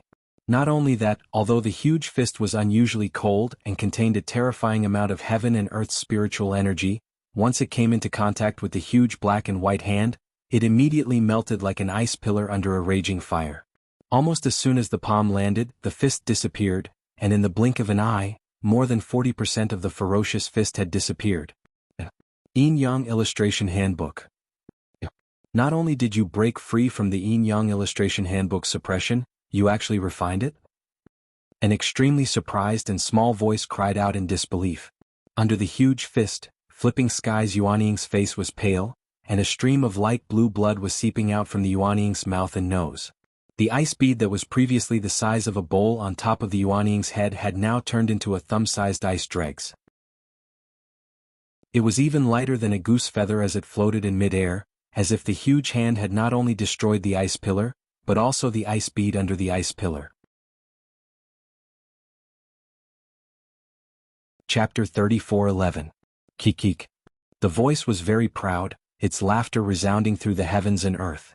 It shouted, "My Tao sect is a sect that seizes the good fortune of the heavens and earth. How can Confucian cultivators and Buddhist sects be compared to it? Although my Tao sect was destroyed by them, their divine abilities and methods will forever be unknown to them. Although this old man was suppressed by them due to a moment of carelessness, this old man also profited from the disaster and had the opportunity to use my Tao sect's supreme secret technique to entrust my primordial spirit to the Yin-Yang Illustration Handbook. Now that this old man has an immortal and indestructible body, who in this world can be my opponent?" Primordial spirit entrusting technique? Fantian's nascent soul had already slowly sunk into his body. Fantian slowly opened his eyes and asked himself in confusion. Obviously, he didn't understand what the primordial spirit entrusting technique was. The primordial spirit entrusting technique is a secret technique left behind by the immortal realm. How would a mere nascent soul cultivator like you know? Have you seen this old man's methods? The voice shouted coldly and the big hand suddenly opened up, instantly expanding by several times. It didn't care that he had already destroyed 40% of the icicles and covered the entire 4 mountains. He said, "Follow this old man. If you succeed under this old man will definitely help you become an immortal after my Tao sect prospers. This old man can also teach you this secret technique from the immortal realm." As he said that, a fiery red pill the size of a thumb flew out from the big hand and landed in front of Fantian's eyes. Fire God pill? This is for the nascent soul to leave the body. Fantian saw this pill and his face flashed with shock. A strange look couldn't help but drift across his eyes. That's right, this is the Fire God pill that this old man refined. It's really suitable for cultivators like you who practice water-based techniques to leave the body. You bumped into this old man. This is your chance. Of course, it can also be said that this old man's escape is your good fortune. This is a chance given to you by the heavenly Tao. Other than this old man in these 3 continents, who else can easily refine the Fire God pill? Who else can so easily bestow the Fire God pill to you? You really want to bestow the Fire God pill to me? Fantian's tone had already softened. What do you want this old man to do? Very simple. Very simple. It's as easy as lifting a finger for you. The voice was resolute and unquestionable. It's just that this old man can't say it now. You'll know when you follow this old man. As he spoke, the giant hand made a grabbing motion. The entire ground shook, and the 4 mountains seemed to be uprooted from the ground. Sigh. Flipping Sky looked at the Fire God pill in front of him, then looked at the violently shaking icicles and the 4 trembling mountains. With a sigh, he really couldn't resist this temptation. After sighing, he opened his mouth and spat out a breath of clear air onto the ice seed pearl. Buzz buzz. The ice seed pearl, which was originally like ice dregs, began to rotate. Waves of brilliance splashed out, and gradually turned into a sparkling and translucent white pearl. The splashed brilliance fell on the icicles, and the entire icicles collapsed with a loud bang. This collapse was very strange. It was from the outside to the inside. The outermost part of the icicles that connected to the four mountains was the first to melt. Whoa! Without waiting for the icicles to completely disappear, the giant hand made a grabbing motion in midair. The icicles between the four mountains, along with Flipping Sky himself, were all caught by the giant hand. Amidst the howling winds, the dark clouds rolled and flew into the distance. In a moment they disappeared, leaving behind only the four bare mountains and the mess between the mountains. Just as the dark clouds passed, there were immediately thousands of gusts of wind descending from the sky. The chi of heaven and earth within a few hundred miles surged back and forth. After a full half a day the wind stopped. However, the countless chi of heaven and earth in this space had already triggered a celestial phenomenon. When the wind stopped, the dark clouds were densely gathered again. Without waiting for the moonlight to shine, there was a heavy downpour. Hail the size of a fist poured down, covering the area within 100 miles, especially between the four mountains. The sky was pitch black, but within the pitch black there was a kind of transparency. That transparency was the layers of water light. Flipping Sky's ice seed pearl condensed the water-based chi of heaven and earth within a few hundred or even 1,000 miles. The giant hand formed by the Yin-Yang Illustrated Handbook suddenly absorbed the chi of heaven and earth, causing a loss of the chi of heaven and earth. The Grand Duke of Heavenly Tao, the surrounding chi of heaven and earth gathered here. How could a normal celestial phenomenon withstand so much water-based chi of heaven and earth? Now, the chi of heaven and earth had all condensed into hail within the raindrops. It fell crazily, and a rare mountain torrential rain suddenly appeared. Fortunately, Flipping Sky was cultivating in the wilderness, and there were no traces of people. Within 10 days the wind and rain were dense and there were no casualties. Another 4 to 5 days passed and the wind and rain stopped. It was a sunny day and the sound of waterfalls could be seen from the four mountain peaks. It was already another paradise. Especially between the mountain peaks, there were large and small ponds and lakes everywhere. Even if Flipping Sky came back again, he probably wouldn't be able to recognize the earth-shaking changes here. Since even Flipping Sky couldn't recognize this new scenery, then XNXN Ci Hui Boy, and Xiao Hua who was accompanying Ci Hui Boy from afar wouldn't be able to recognize it. The two beasts stopped in midair, and XNXN floated down from the strange bird. She stepped on the auspicious cloud and landed in the middle of the four mountain peaks. She released her Yuan Shen and looked at it again and again. She reached out her hand and took out a diamond-shaped crystal object. Although she held it in her hand, she hesitated and didn't release it. Ci Hui Boy saw XNXIN's doubts and also jumped down from the azure lion. She flew in front of XNXN and said with a smile, "XN, is there anything wrong? You didn't hesitate at all along the way and there was no deviation at all. Why did you stop here? This is the communication magic tool of the Taoist fellow immortal, right? Why didn't you send it out?" XNXN smiled bitterly and turned to look at the water under the scorching sun. She said, "Ci Hui immortal friend, release your Buddhist awareness to check it out. Of course if you have a Buddhist magic like Heavenly Eye, you can also use it. You can find some clues at that time." Ci Hui raised her eyebrows and didn't release her Buddhist awareness. Instead she said with a smile, "Since Tanyu has found something wrong, why don't you tell me? Why do I have to do something unnecessary?" Hearing Ci Hui's words, XNXN didn't know whether to laugh or cry. A trace of helplessness flashed on her face. She said, "You Buddhist disciples are good at everything except this. You don't have any curiosity. Didn't you see the great change in the chi of heaven and earth here? The ponds between the four mountain peaks are also newly formed? Don't tell me you don't want to see for yourself what caused such a huge change?" "I don't want to." Ci Hui still smiled and replied faintly, "There are 10,000 truths for everything in the world. The truth of every matter is different. Outside of this truth, there are also endless illusions. But if the world only sees illusions, who can discern the only truth? Even if I have Heavenly Eye or Destiny connection, I can't see all the truths one by one. Amitabha, only my Buddha knows all the truths. If my Buddha lets me know, I don't need to pray, I will naturally know. But what if my Buddha doesn't let me know?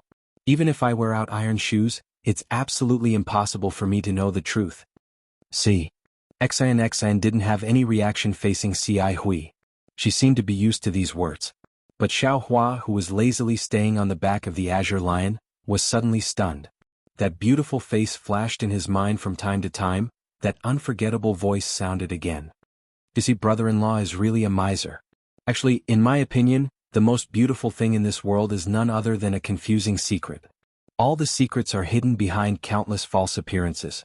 Finding the essence of the matter from these fragmented clues is the most beautiful thing. Seeing Xiao Hua stunned, Ci Hui's face showed a trace of a gratified smile. Her words weren't said to Xian. Although Xian was a Confucian cultivator, her attainments in Buddhist principles were admirable even to Ci Hui. Although this kind of Buddhist principles were profound, Ci Hui didn't think that Xian wouldn't understand. Ci Hui's words were deliberately to help Xiao Hua. Along the way, Xiao Hua left a very good impression on Ci Hui. Xiao Hua was originally a curious person. He liked to get to the bottom of ordinary matters. Now that he met Ci Hui of the Buddhist sect, how could Xiao Hua, who had always been puzzled about Buddhist principles, give up such a good opportunity? From the beginning with a smattering of knowledge to now with a rough understanding, Xiao Hua's attainments in Buddhist principles were absolutely advancing by leaps and bounds. Ci Hui certainly didn't know that Xiao Hua had a Buddha Saraira in his Naiwan palace that was reciting the Buddhist scriptures of the exquisite temple day and night. Moreover, after Xiao Hua discovered the spiritual energy, it seemed that his spiritual cavities had opened up. Whether it was the comprehension of Taoist techniques, Buddhist principles, or even the cultivation of Devil World's blood drop paradise, his progress was extremely fast. This made Ci Hui feel that Xiao Hua was an extremely intelligent Buddhist disciple. And the convergence of psychokinesis on the snowy mountain made Ci Hui more and more aware that Xiao Hua was the reincarnation of a senior monk with extremely heavy roots. Along the way, Ci Hui also talked about Buddhist principles with Xiao Hua without reserve. At this time he encountered an excellent opportunity, so he naturally wouldn't give up. He casually talked about things and enlightened Xiao Hua on the essence of Buddhist principles. Unfortunately, Ci Hui couldn't know what Xiao Hua was thinking. No matter what, he didn't know what Xiao Hua was thinking. Jiuxia's words and Ci Hui's words are all referring to the essence and appearance of all things in the world. As the saying goes, different Daos cannot work together. The two people's thoughts and actions are so different. However, what is the real relationship between the two? Everyone has their own reasons. I don't know where Jiuxia came from, but he emphasized on taking the initiative, seeking the first opportunity in all things. It's somewhat similar to my Taoist sect's cultivation method, which only strives for the vitality between heaven and earth. And Ci Hui came from Buddhist sect, which emphasizes tolerance, obedience, and doesn't seek to stand out in all things. My thoughts are naturally in line with Jiuxia's. However, Buddhist sect is the same as Taoist sect's cultivation path. How can my knowledge be inferior to Taoist sects? Even if it's different, it's still another path. Now that I want to cultivate both Buddhist and Taoist techniques, where should I go from here? Chapter 34:12. You'd better welcome your Buddhist senior. Xian saw a flash of understanding in Ci Hui's eyes and knew that he had gained something. She smiled and said, "Perhaps this senior can give you more guidance." A roar that sounded like a lion's roar came from afar, and a purple cloud drifted over. On the cloud stood a purple-haired hoe that was twice as tall as the azure lion. The purple-haired hoe's purple hair was several feet long, fluttering in the wind. On the ferocious beast's head, there was no fierceness in its fist-sized eyes. Instead, it had a very warm gaze that made people feel comfortable looking at it. Especially when it shook its head, there was a large collar with 2 silver bells around its neck. The clang clang clang sound was even more pleasing to the ears. On the purple-haired hoe's back was a tall monk. The monk's face was simple and unadorned. His eyebrows were white and the half-foot beard below his chin was also mixed with gray. The monk wore a gray monk's robe with a scabbard hanging from his waist. One of his hands was placed in front of his chest and the other was holding a demon-subduing pestle that was as thick as a duck egg. The monk's eyes were like stars. He didn't look at Ci Hui, Xian, and Xiao Hua. Instead, he looked at the 4 extremes mountains with puzzlement like Xian did before. Amitabha, Junior Ci Hui of Green Lotus Temple greets Senior. Ci Hui didn't dare to be negligent. Before the monk withdrew his gaze, he stepped forward and bowed with his palms together.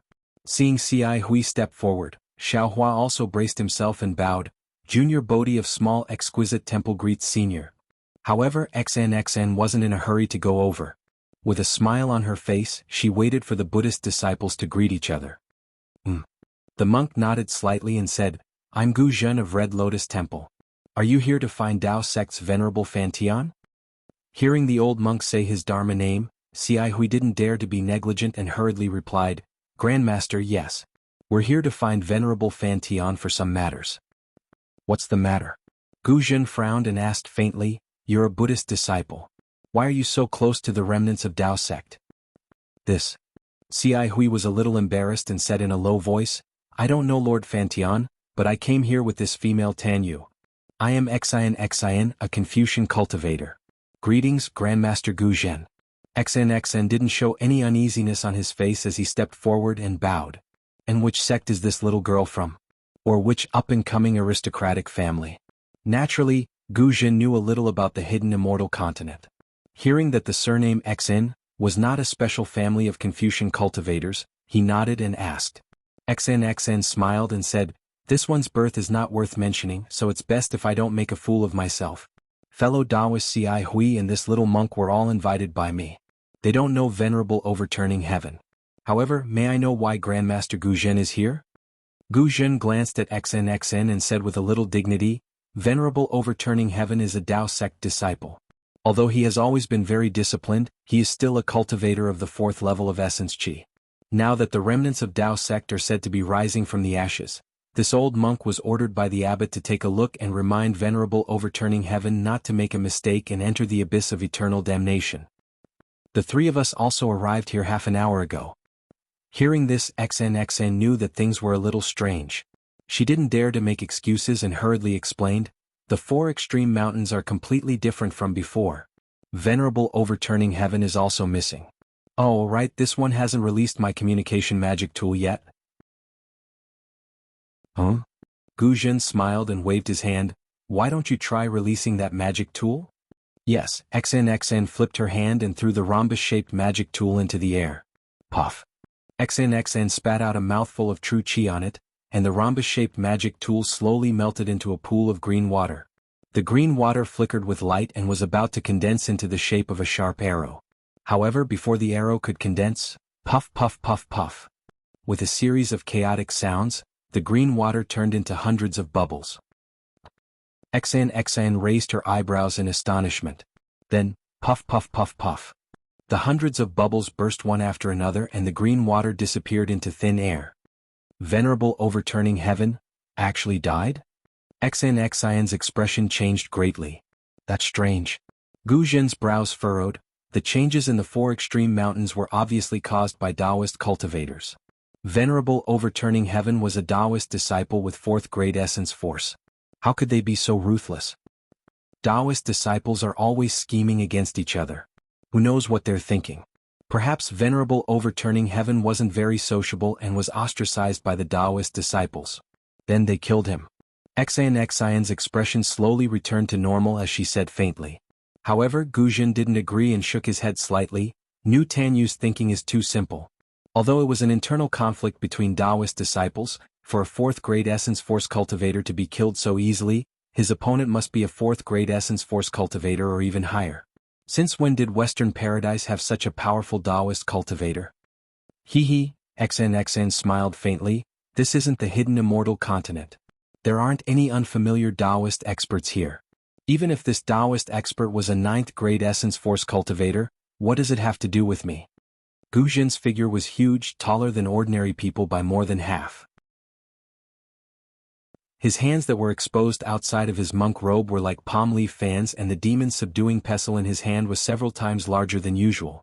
His bell-like eyes swept across Xin, but she couldn't see his expression. However, Xin's body trembled slightly and she hurriedly lowered her head as if she was frightened. After that, Gu Zhen paid no further attention to Xin and flew to the center of the 4 extreme mountains. The purple-furred hoe also shook its head and followed behind, completely ignoring the azure lion and the strange bird. Roar! Seeing the center of the 4 extreme mountains, the purple fur hoe let out a loud roar that shook the surroundings. Gu Zhen waved his hand and placed the thick demon subduing pestle on the purple fur hoe's back. The roar was even louder than the purple fur hose. Gu Jin's roar was very powerful. Wherever the sound wave passed, XNXIN's true chi swirled around her body and strands of golden clouds emerged from her palace dress. The clouds slightly overflowed in the sound wave and protected XNXN. XNXN frowned slightly and asked in a low voice, "This is the Buddhist lion's roar. Grandmaster Gu Jin, is this a warning?" Grandmaster Gu Jin seems to be using some Buddhist divine ability. The power of this divine ability should be very strong. C.I. Hui's face was still filled with respect as she answered in a low voice, "This lion's roar is a warning to the Taoist cultivators who might be hiding nearby to quickly show themselves if they don't have any evil intentions. Should we leave for a moment?" Xiaohua looked at Gu Jin in the distance with interest and asked with a smile. As soon as Gu Jin appeared, Xiaohua immediately greeted him. Unfortunately, Gu Jin showed no interest in this little monk and didn't say a word to Xiaohua. C.I. Hui nodded. "Grandmaster Gu Jin's warning is naturally a warning to us. Let's leave this place first." With that, C.I. Hui stepped onto the indigo lion. The indigo lion didn't back down and let out a roar. Then it waved its tail and flew out of the 4 extreme mountains with C.I. Hui. XNXN got on the strange bird and Xiaohua also stepped onto an auspicious cloud and slowly flew out. Whoa! As soon as the 3 of them flew out of the mountain, the Buddhist light in the 4 extreme mountains shone brightly. Gu Jin's body grew bigger and bigger. Then a Dharma body comparable to the mighty Vajra emerged from Gu Jin's body. Roar! At this moment, the purple-haired Ho let out a loud roar and flew a few hundred feet away from the Dharma body. Then he opened his mouth and a fist-sized alms bowl flashed with faint Buddhist light and rushed into the air. Seeing the alms bowl slowly fly to the front of Gu Jin's Dharma body, the Dharma body's giant hand also slowly waved. Chants sounded from the giant hand and a Buddhist seal flashing with brilliant Buddhist light gradually took shape between the Dharma body's hands. Vajra Buddha seal. C.I. Hui raised her eyebrows and exclaimed in a low voice. "Grandmaster Gu Jin is a Buddhist Dharma protector?" Hee, Grandmaster Gu Jin holds a demon-subduing pestle and has a tall and sturdy figure. If he's not a Buddhist Dharma protector, then what is he? XIN smiled. However, Grandmaster Gu Jin's Vajra Buddha Dharma body is actually so powerful. This is beyond my expectations. Amit Ba. As a Dharma protector, one's heart has sunk into oblivion. This life of cultivation can't be brought into the cycle of reincarnation. It can be considered a life of illusion. Buddhist Dharma protectors have always been respected. Grandmaster Gu Jin is willing to sacrifice himself for others. This little monk truly admires you. C.I. Hui couldn't help but sigh. Gu Jin activated his willpower and struck the alms bowl with Vajra Buddha seals. The alms bowl grew larger and the chants became louder and more hurried. It was as if thousands of Buddhas were chanting at the same time on the 4 extremities mountain. Withdraw. When the alms bowl grew to over 100 feet in size, Gu Jin's Dharma body raised his hand as if he was stretching. He grabbed the alms bowl and exerted force with his arms. The alms bowl slowly flipped over in the air with its mouth facing downward. Gu Jin's hands left the alms bowl and formed another Buddhist seal. As the seal fell, the alms bowl flashed with Buddhist light as if it was breathing. Then a faint golden Buddhist light rushed out of the alms bowl and landed on a huge lake in the shape of a fan. The lake was rippling with blue waves, but when the blue water touched the Buddhist light, it immediately flew out of the lake. The alms bowl sucked the water in the lake in like a dragon drinking water. Xiaohua saw that there were other places covered by Buddhist light in the deep pool, and the water was being sucked away at a speed visible to the naked eye. He was puzzled and blurted out, "Senior Marshal Brother C.I. Hui, this old monk? Oh, that's not right. What is Grandmaster Gu Jin doing?" "Of course he's absorbing water." XIN smiled. "I'm not old yet. Can't I see it?"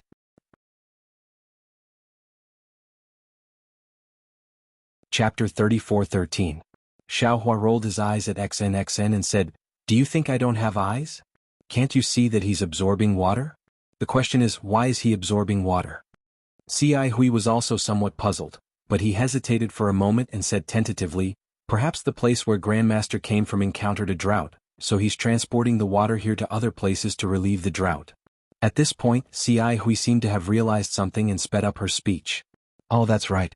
Perhaps Grandmaster C.I. Hui wants to take away all of the water in the 4 Extremes Mountains to investigate the destruction of the 4 Extremes Mountain. By investigating, he might be able to find traces of that Taoist expert. There's so much water in the 4 Extremes Mountains. Could it be that Master Gu Zhen has Grandmaster Ci Hang's water bottle? XNXN was somewhat disdainful. I don't think he can take it all with his alms bowl alone.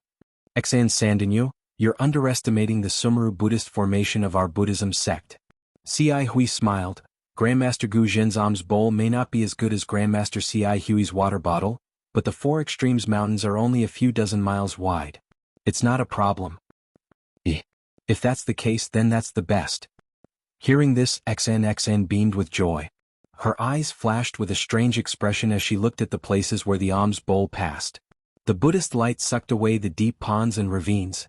After 4 hours, Gu Zhen finally absorbed all the water in the Four Extremes Mountains into the alms bowl.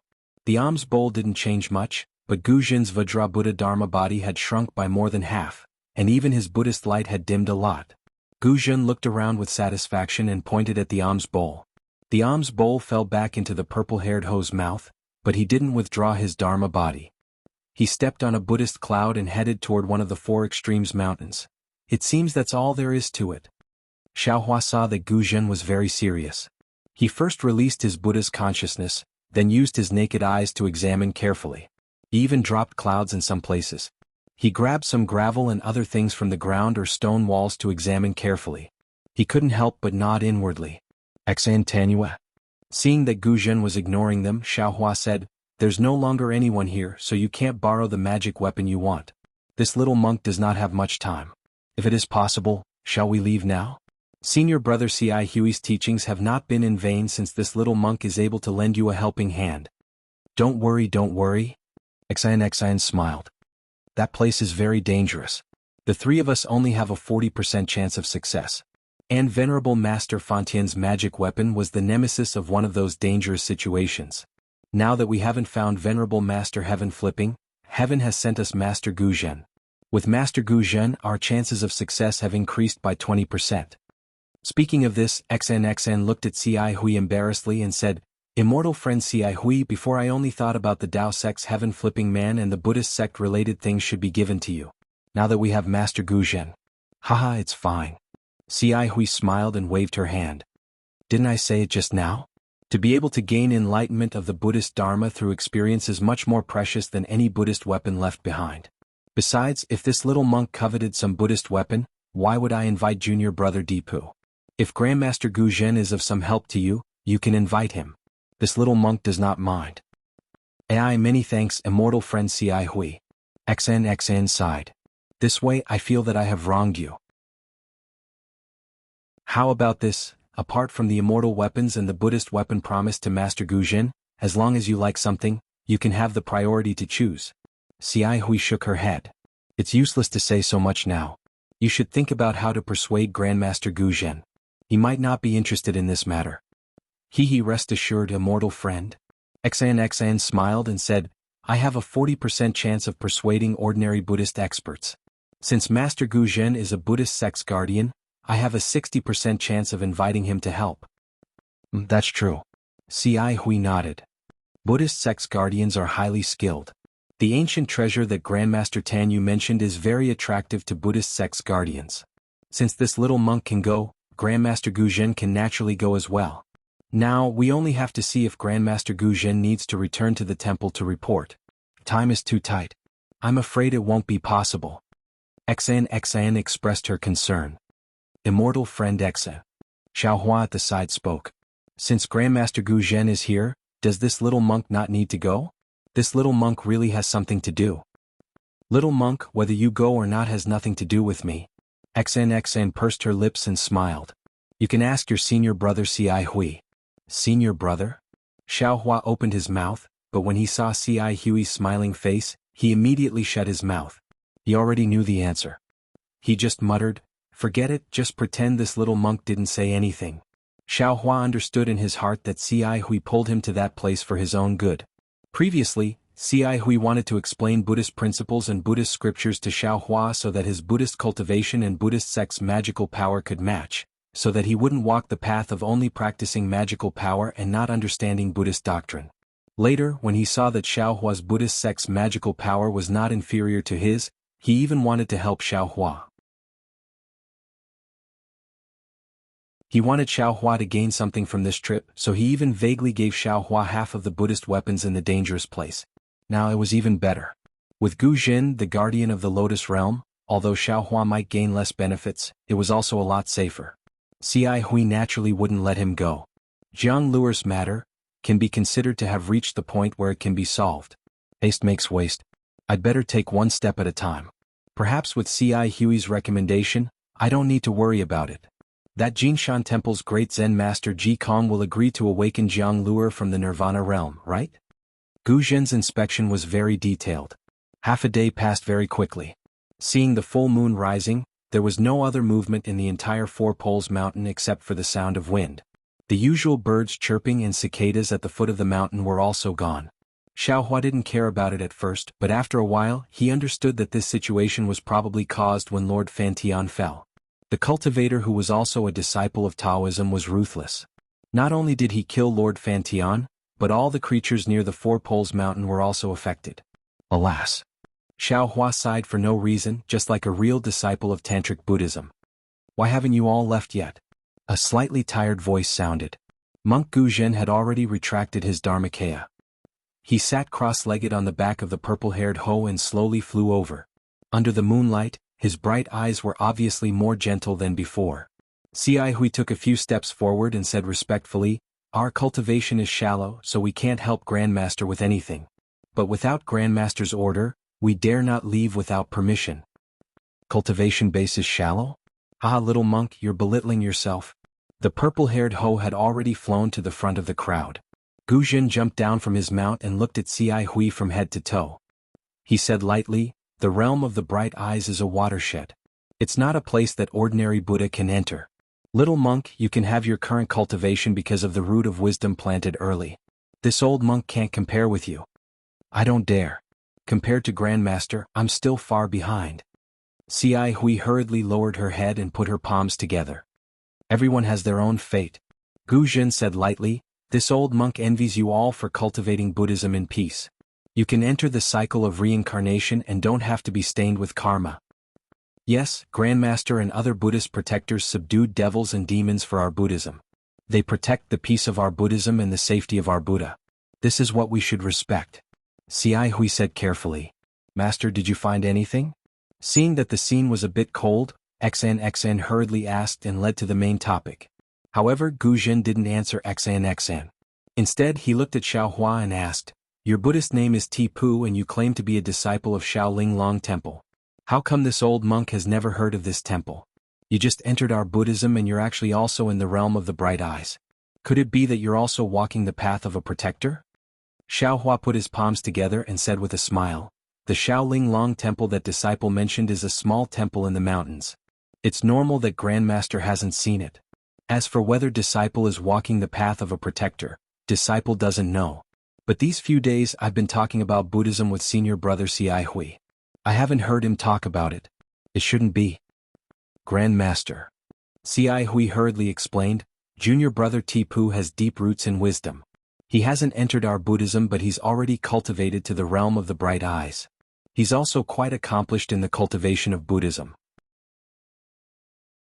It's just that he hasn't been fated to enter our Buddhism.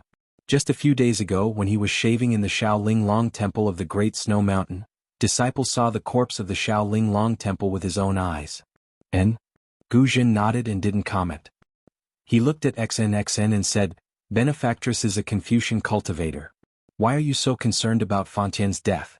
If you don't have any secrets, can you tell this old monk? This one doesn't care about the life and death of a Taoist disciple." XN said with a smile, "This one is just a little curious. If Grandmaster doesn't want to say it, then don't say it." "Actually, it's nothing." XN didn't want to listen anymore. Gu Jin said, "This old monk doesn't dare to judge whether Fantian has fallen or not. However, from the traces of the battle in the Four Extremes Mountain, it should be a Taoist cultivator whose cultivation is far superior to Fantian's. The battle between the two involved the entire Four Extremes Mountain and even affected the weather for hundreds of miles around the Four Extremes Mountain. Cultivation far superior to Fantian? Who is this person? Where did he come from?" XN was flabbergasted. "Fantian is already at the third stage of the fourth grade of elemental energy, right? If his cultivation is far superior to Fontien's, doesn't that mean he's at the 5th stage of elemental energy? There are very few Taoist cultivators of this level in the 3 continents. This is not something this old monk knows. Gu Jin shook his head slightly. His words surprised Xiaohua. This old monk only came to warn Fantian. Since he's no longer here, this old monk will investigate this place clearly. I only need to return to the temple and report. That person's strength should be much stronger than this old monk. How can this old monk offend him?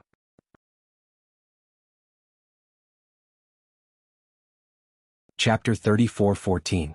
The more Xiaohua thought about it, the more the drawbacks of several cultivation methods began to show. Now it was merely a conflict of ideas. Perhaps, in the end, the conflict between Buddhism, Confucianism, Taoism, demon, devil, and soul would become even more severe. Perhaps Xiaohua's primordial spirits, which came from the same source, would even fight against each other. Seeing the confusion in Xiaohua's eyes, Xi Hui was delighted and said with a smile, "Now, when Tanyu came here, he first showed confusion, then thought about Tanyu's calmness along the way. This little monk knows that this must be the place Tanyu was looking for. But as for why Tanyu hesitated to send out the communication magic tool, even if this little monk didn't ask, Buddha would have told this little monk through Tanyu, right? Rather than spend this little monk's energy searching, it's better to listen to Tanyu's explanation here. Go with the flow. That's right, it's exactly like that." Xi Hui's words made Xiaohua's eyes light up. He couldn't help but ponder, some things, when you don't have the power to pursue them, you can only go with the flow. Only by following the development of things can you find the root of the matter.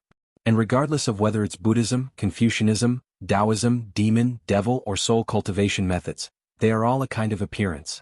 Only by finding the root of cultivation can I have the power to solve my own problem, right? Since he thought of this, Xiaohua's mind became active again. He looked around and said with a smile, "Senior Marshal Brother Xi Hui, you're right.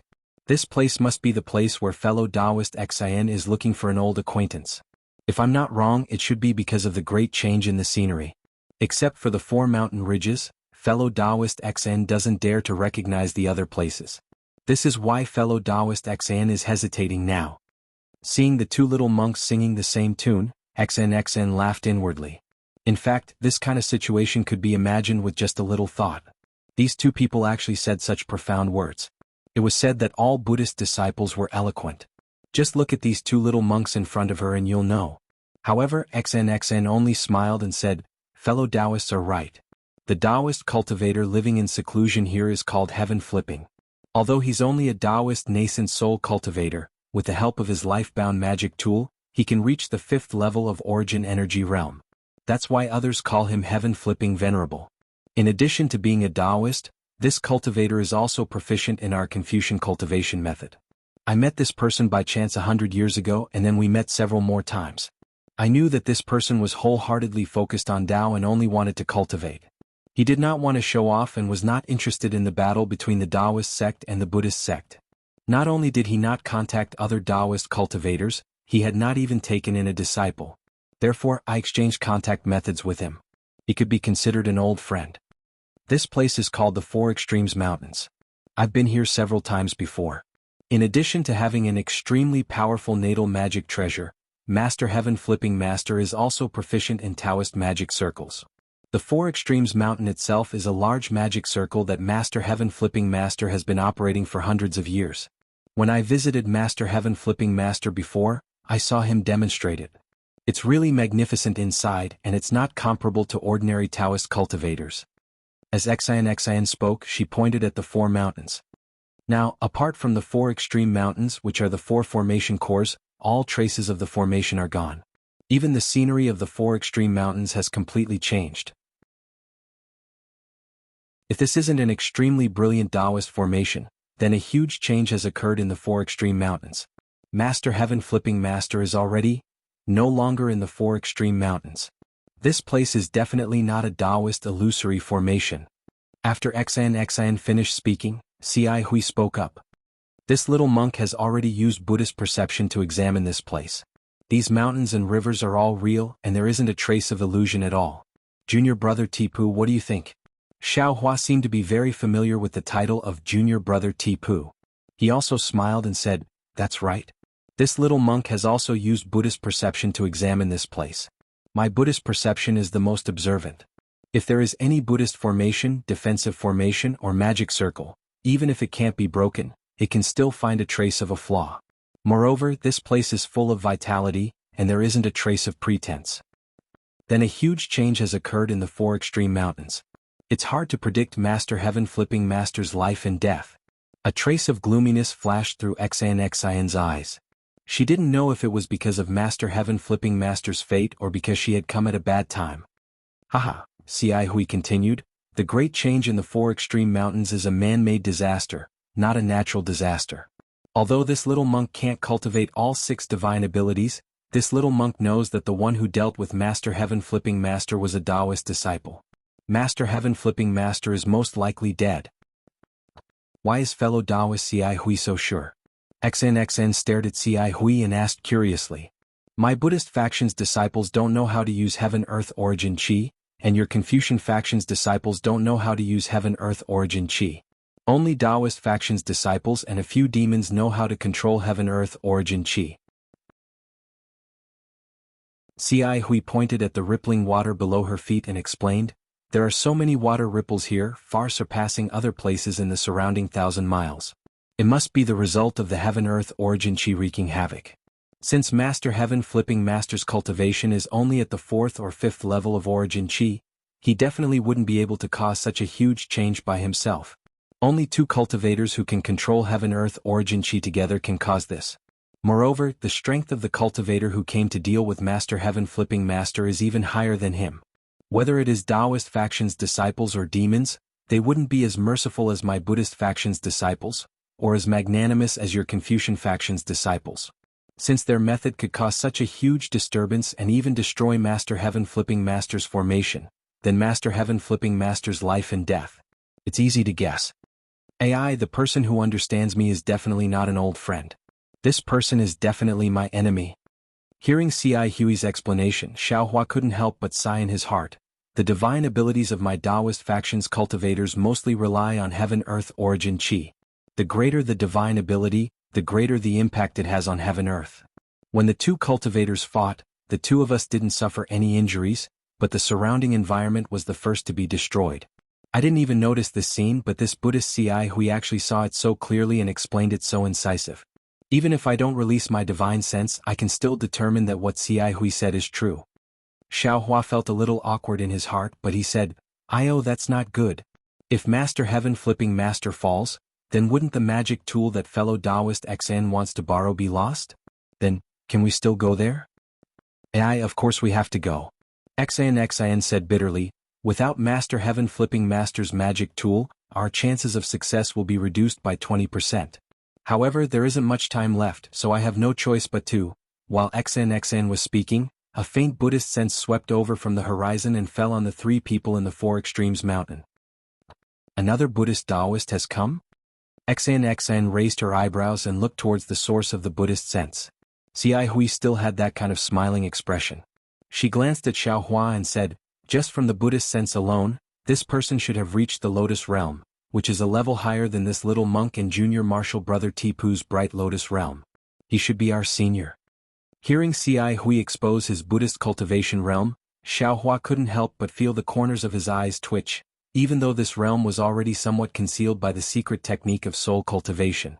In his heart, he finally understood why Xiai Hui only thought for a moment before agreeing when he addressed Xiai Hui as senior brother when he had just shaved his head and become a monk. It turned out that Xiai Hui had already discovered the secret he was trying to hide from his Buddhist awareness. Hee. Xiaohua smiled embarrassedly and bowed. Amitba, senior martial brother Xiai Hui really has a great divine ability to see through this little monk's strength at a glance. This little monk was still too superficial. Looking at Xiai Hui again, she said with a depressed expression, this little monk's cultivation hasn't reached the bright Lotus realm yet. Previously, I clearly didn't mind junior martial brother Tipu's concealment and didn't intend to expose this matter, but, when it came to this matter, I couldn't help it. Fellow Taoist Xiai Hui, you're the one who's superficial. XN said with a smile, that little monk Tipu didn't call you senior when he saw you, nor was he particularly respectful when he spoke. It's very obvious that his Buddhist cultivation realm isn't much lower than yours or mine. Your Buddhist doctrine and Buddhist doctrine don't need to be too compatible. He doesn't understand Buddhist doctrine, so naturally he wants to ask you for advice. Since you know that his Buddhist doctrine isn't inferior to yours, whether it's the previous tacit agreement or the current clear indication, you don't think it's too much. But your remorse has left a mark on your bright lotus realm. Amit Ba, good indeed, good indeed. Ci Hui put her palms together and said with a smile, Enchanting is right. This little monk's body was speaking the truth, but I didn't know the meaning. Every time I was enlightened by you, I learned a lot. In that case, this little one doesn't need to give you any promise or reward for this trip. Xan glanced at the man and beast in the distance who were already flying closer and said to Ci Hui with a smile. Ci Hui raised her head. Enchanting is right. This little monk has already learned a lot from Tanua. Even if there's no promise or reward, this little monk is still willing to go. It had to be said that Ci Hui's current situation was very similar to Ci Mei's. Both of them were proficient in Buddhist doctrine and their Buddhist supernatural powers were also extremely high. Both of them were at a bottleneck that was difficult to break through at the same time. Furthermore, they had been stuck at this bottleneck for a very long time. It was so long that they felt irritated in their hearts. At this moment they wanted to jump out, but they lacked an effective method to break through this bottleneck. There were also thousands of distracting thoughts in their hearts that disturbed their cultivation. The contradiction in their hearts could even be described as paranoid. He could not do this nor could he do that. Other than reciting Buddhist scriptures, there seemed to be no other safe actions. Of course, reciting Buddhist scriptures was a slow and steady path, but Ci Hui didn't want to rely on this kind of ordinary method. Like Ci Mei, he needed to find an opportunity to break through the bottleneck from the outside world. Ci Hui didn't know much about Xian's background, but from their previous contacts, Xian's behavior was more mysterious, and his speech and behavior were also elegant. In particular, the gap between Buddhism and Confucianism didn't exist in Xian's eyes. Therefore, Ci Hui felt that Xian was an old friend who could have a deeper relationship with him. This time, Xian sent a message to Ci Hui. Ci Hui didn't hesitate and immediately came over. On the way up the mountain, not to mention Xian's many reminders, even the discussion with the little monk Tipu also benefited him a lot. This really made him feel that this trip was not in vain.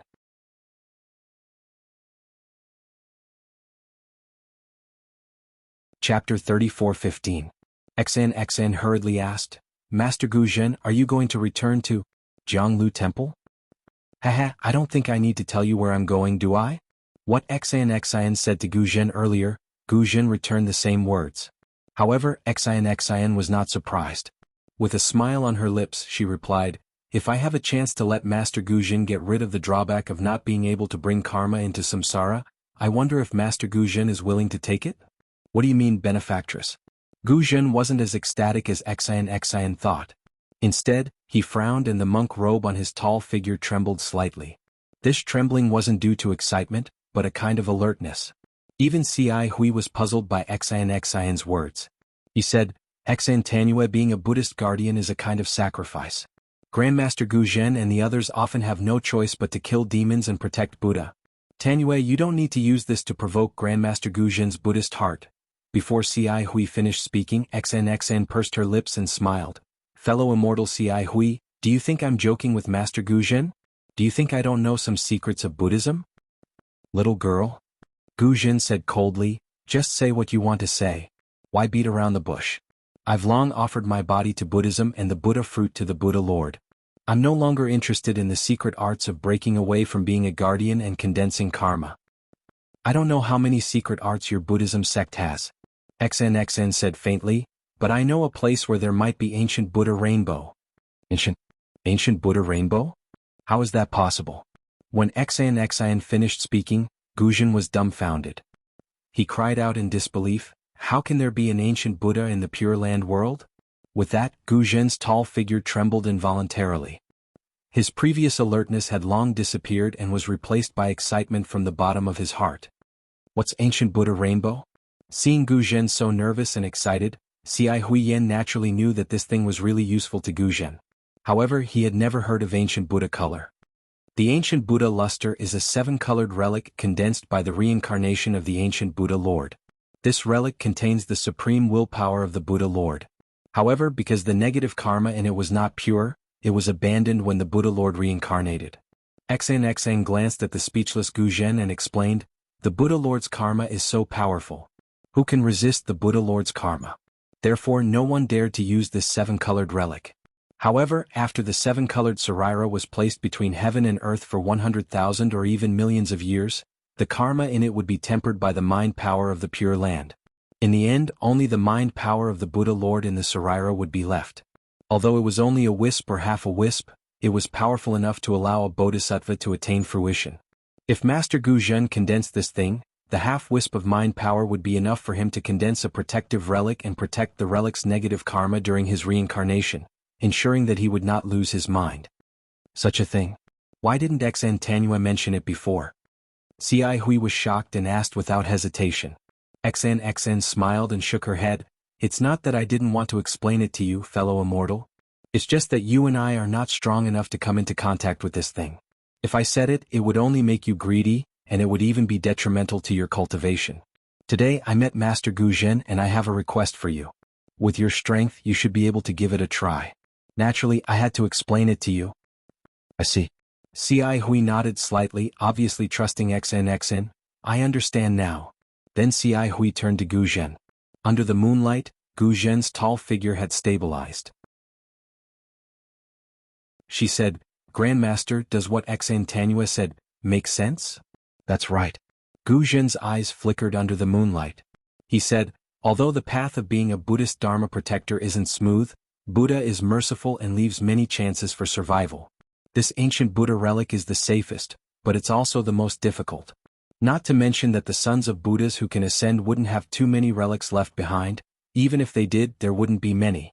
The Pure Land is so vast and there are so many sons of Buddhas. Anyone who can obtain it is a great opportunity. This old monk never thought there would be an ancient Buddha relic left in this world.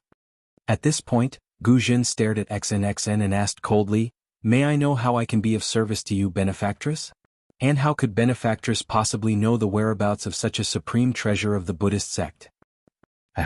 XN looked up at Guzhen's monk robe. His hands hidden under the robe seemed to have formed a Buddhist seal. She smiled faintly and reached out to take a hairpin from her hair. She flung her hand and the hairpin streaked across the air with a golden light before landing in front of Guzhen. Grandmaster, you'll know when you see it. But don't reveal my origin. Oh. Guzhen frowned. He stretched out his hand, which was as thick as a dragon's claw, and grabbed the hairpin. When he glanced at the hairpin, he was surprised. He looked at the hairpin several times and then at XN.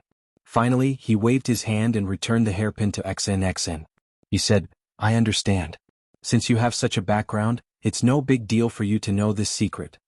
XN took the hairpin and looked at Ci Hui with a smile. Ci Hui immediately waved her hand and said, XN Tanua, there's no need for this little monk to see it. This little monk befriended a mortal friend not because of a mortal friend's origin.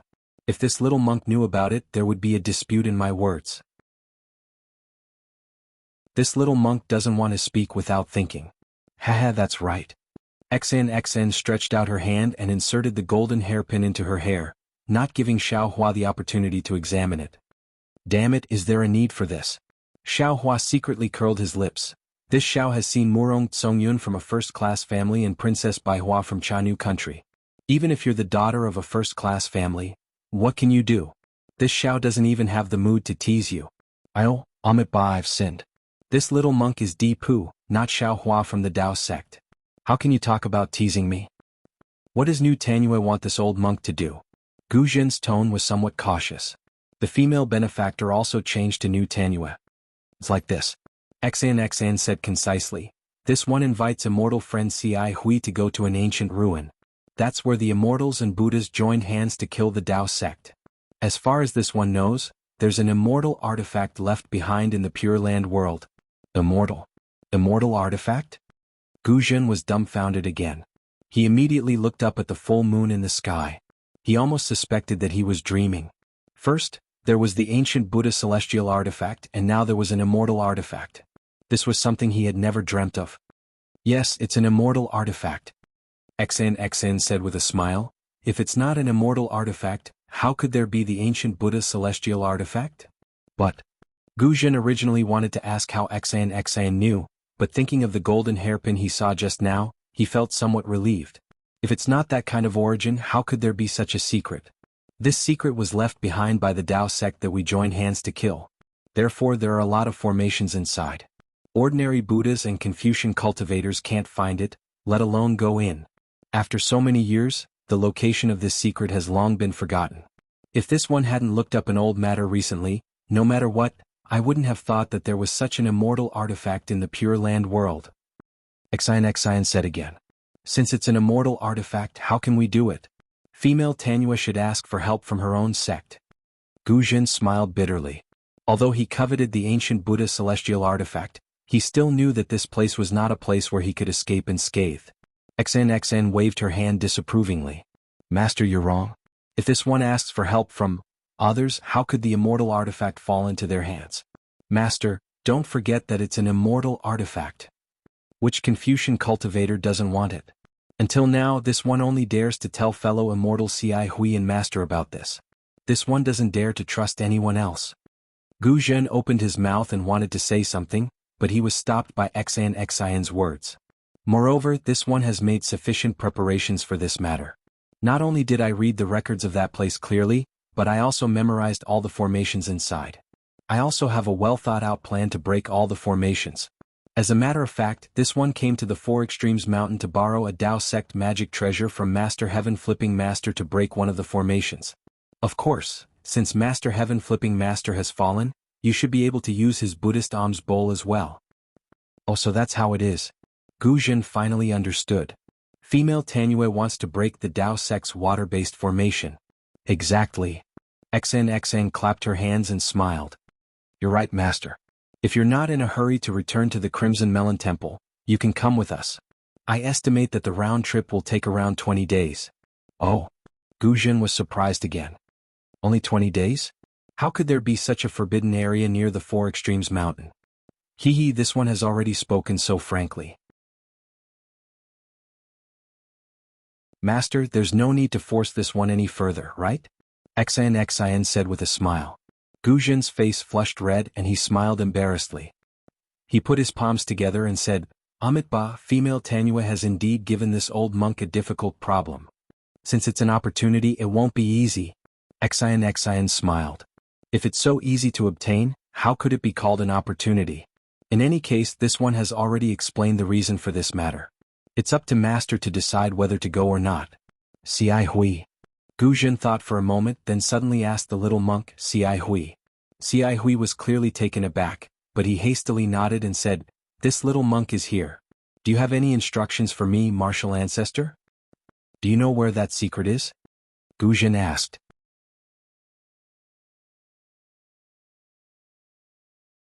Chapter 34:16. Ci Hui glanced at Xn and said with a smile, Xn Tanua didn't tell me the details, but I know the general location. It'll definitely take less than 20 days. Since that's the case, I'll go with Xn Tanua. Hearing that, Gu Zhen made a decision. I just need to return to Jiangli Temple within a month. Good, Xn clapped and said, with an expert like Master Gu Zhen, I'll have more confidence. Gu Zhen waved his hand. I have some useless Buddhist abilities, so I don't dare to hope for any immortal tools. I only hope to obtain the ancient Buddha Kaili under New Tanua's guidance. Oh, in addition to that, I don't need anything in the forbidden area. I won't ask about the specific distribution. Amitabha, thank you for your help, Grand Master. Ci Hui knew these words were meant for him, so he didn't dare to neglect and hurriedly thanked him. Since you've decided, we'd better hurry over. Xn urged, we'll try our best to leave more time for you. Benefactor Xn. Xiaohua said with a wry smile, now that things have come to this, you should tell me where you're going, right? Of course. Xn said with a smile, I'm not afraid to tell you that it's Saint River. Even if you know it's Saint River, without my guidance, you won't be able to find the forbidden area. Saint River? Xiaohua was stunned and so was Gu Zhen. The two of them said almost at the same time. The Saint River of the 3 rivers and 4 seas? Xiaohua blinked his eyes. He had said this sentence, but there was one sentence he did not shout out. Saint Jiang is actually in the Elysium world?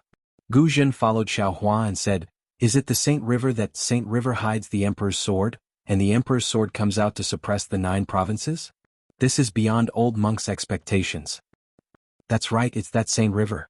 XNXN said proudly, in the 3 continents besides the Saint River of the Pure Land world, who else dares to call themselves Saint River? Alas, I go to Saint River almost every year. Why didn't I know there was such a forbidden area at the bottom of the river? Guzhen sighed. Xiai Hui on the other hand was very calm. She smiled and shook her head. Grandmaster, the Saint River crosses the Pure Land world. It is known as the origin of the 2 seas. How did you find the forbidden area in such a huge Saint River? Is the immortal artifact the Son of Heaven's sword? Xiaohua suddenly called out. XNXN looked at Xiaohua, rolled her eyes and said sarcastically, Little monk Tipu, the sage Jiangtsang Son of Heaven's sword is just a legend. Do you think the Dao sect's immortal weapon can suppress the 9 regions? If that's the case, where would the face of us Confucian cultivators go? Even without the Son of Heaven's sword. Since Saint Jiang is in the Pure Land world of the Buddhism sect, could it be that the origin of the Confucian cultivators is the Pure Land world? Not the hidden immortal continent? Xiaohua seized the opportunity and unceremoniously retorted. XNXN didn't open her mouth, but Xiai Hui, who was next to her, was surprised. She said in surprise, if it weren't for junior brother Tipu, this little monk would never have thought about this. This Saint Jiang is clearly the name of Confucian cultivators, so why is it still called this in the Pure Land world? Even the name hasn't been changed. It's really puzzling. Speaking to this point, Xiai Hui somewhat apologetically said to XNXN, XN don't blame this little monk for being curious. This little monk has always been engrossed in Buddhist cultivation, so I don't know much about these secular things. Suddenly hearing this today I feel a bit strange. It's not that I'm being disrespectful to you Confucian cultivators. XNXN smiled and said, fellow immortal Xiai Hui's attitude is normal. Haggling over every ounce is not good for your cultivation. As for why Saint Jiang is in the Pure Land world and why the name of Saint Jiang is contrary to the name of the Buddhism sect, this involves a great ancient secret. This little one only vaguely heard about it. As for the specific truth, I'm afraid it has long been annihilated in time and space. If even female benefactor doesn't know, then I'm afraid not many people in this world know. Guzhen obviously had the same idea as Xiai Hui. He also didn't care about Saint Jiang or Buddha Jiang. He casually said, and then looked up at the full moon and urged, since female benefactor doesn't know what that immortal tool is, it's not too late for me to wait until we reach Saint Jiang. Yes, let's hurry on our way. On the way, this little one will tell the 2 fellow immortals what I know so that we can carefully plan and avoid any mistakes. Xian naturally echoed. She waved her hand, and the somewhat lazy strange bird in the distance immediately shook its black and white feathers and flew over. Strange, since the Son of Heaven's sword is so powerful and is said to be able to shake the 9 regions, why is it not ranked in the top 10 imperial tools? Xiaohua's curiosity was greatly aroused. He followed behind XNXN and asked, since there is a saying that Saint Jiang hid the Son of Heaven's sword, then is the Son of Heaven's sword in Saint Jiang now? If it's not there, then where is the Son of Heaven's sword? Oh, the Son of Heaven's sword, the Son of Heaven is the Son of Heaven. In this world, who can wield the Son of Heaven's sword? Xiaohua's question was even more powerful than the Buddhist sect's secret incantation. Hearing it, XNXN covered her face and ran away. She jumped on the strange bird and soared into the sky, escaping without a trace. This is an impatient little girl. Xiaohua very regretfully stood in the air and shrugged his shoulders. This scholarly family's upbringing is indeed a bit lacking. Don't they know that not answering other people's questions is impolite? Junior brother Tipu. The azure lion flew to Xiaohua's side. Xiai Hui sat upright on top of it and said with a smile, previously junior brother mentioned Vairocana? This little monk just happened to have some understanding, so I'll discuss it with junior brother now. Very good. Xiaohua laughed loudly. His figure flew up and landed on the azure lion's back. He sat down cross-legged. The azure lion raised its head and roared. Blue clouds appeared under its feet and it chased after the purple fur hoe that had already flown away. Xiaohua often heard people say that when drinking with a bosom friend, 1,000 cups were too few, and when talking to a friend, half a sentence was too much. He didn't like spiritual wine very much, so he had never had 1,000 cups of wine competition with others. However, there were quite a few cultivators who didn't get along with him. However, when it came to a monk like Xiai Hui, Xiaohua had never met him before. There was no need to talk about Li Zongbao, who didn't say a single word for a long time. There was also no need to talk about Zhang Qingxiao. Although this guy talked a lot, every word he said didn't deviate from the devil's sect. He was abnormally arrogant. As for the other people, they didn't make Xiao Hua feel relaxed and free. It seemed that in front of Ci Hui he could talk about anything. He and Ci Hui could debate about the Dharma for several days in a row, citing scriptures and arguments. Sometimes they argued until their faces and ears turned red, but when they talked until their mouths and tongues were dry, they would look at each other and smile. Perhaps no one could convince the other, but the two of them had gained a lot in their hearts. Ci Hui's attainments in the Dharma were very deep, but he was also very humble. In front of Xiao Hua, he didn't have the slightest trace of arrogance. Every time Xiao Hua said something, every question he asked he would definitely answer, and he would tell everything he knew. This made Xiao Hua's understanding of the Dharma become deeper and deeper in these 10 days. Every time Xiao Hua gained something he would be exultant and share it with Ci Hui. It was as if he was a real monk. Xiao Hua was close to Ci Hui, so how could Ci Hui not admire Xiao Hua? Seeing that Xiao Hua's Dharma cultivation was getting deeper and deeper, the smile on the corner of his mouth also became more and more intense. He felt very gratified that he had brought Xiao Hua out of the Shaolin Long Temple in the Great Snow Mountain. If such a little monk with the root of wisdom was left on a barren mountain, the Buddhist sect would have one less famous senior monk in the future. Alas, the Buddhist sect is really amazing. This Xiao really underestimated them in the past. On this day, Xiao Hua and Ci Hui debated for a while and mentioned a slightly obscure Buddhist principle. Ci Hui didn't know how to explain it for a while, so he closed his eyes and pondered. Xiao Hua also temporarily rested. He raised his eyes to look at the purple-haired Ho and the strange bird flying in front of him, then he released his Buddhist sense again to explore the situation below. He sighed endlessly in his heart. This Dharma is broad and profound, and the profoundness within it is endless. Even if there are monks who don't cultivate the Dharma, they can still benefit a lot from it. If compared to Confucian cultivators, Dharma is literature and Dharma is martial. The two can be separated from each other, but they can also complement each other. If compared to my Dao sect seems to be much weaker in this aspect. Dao sect's scriptures are mostly about cultivation, about overcoming the heavens with oneself. If this Xiao didn't come to the 3 continents, how could I jump out from the bottom of a well? How could I know the mysteries of Confucian cultivators and Buddhism? Those prejudices against Buddhism from before, presumably also have to be removed. Whether it was Buddhism or Confucianism, there were those who pretended to be sanctimonious, those who pretended to be righteous, those who pretended to be benevolent, those who spoke sweet words but swords at the heart, and those who were cruel and merciless. But at the same time, there were those who were sincere, those who were warm-hearted, those who were open-minded, and those who were kind on the outside but soft-hearted. Didn't they say that the same rice could raise 100 different kinds of people? There are also 10,000 kinds of people under one cultivation sect. This is human nature, and it has nothing to do with the cultivation method. It's just that, since this Xiao is a cultivator, he must cultivate properly. Since this Xiao has the opportunity to learn from others, then he must learn from different cultivators. Learning from each other's strong points is the way of cultivation. After thinking through this, the prejudice against Buddhism in Xiao Hua's heart gradually disappeared. He unconsciously relaxed, as if he had broken free from some kind of invisible shackle.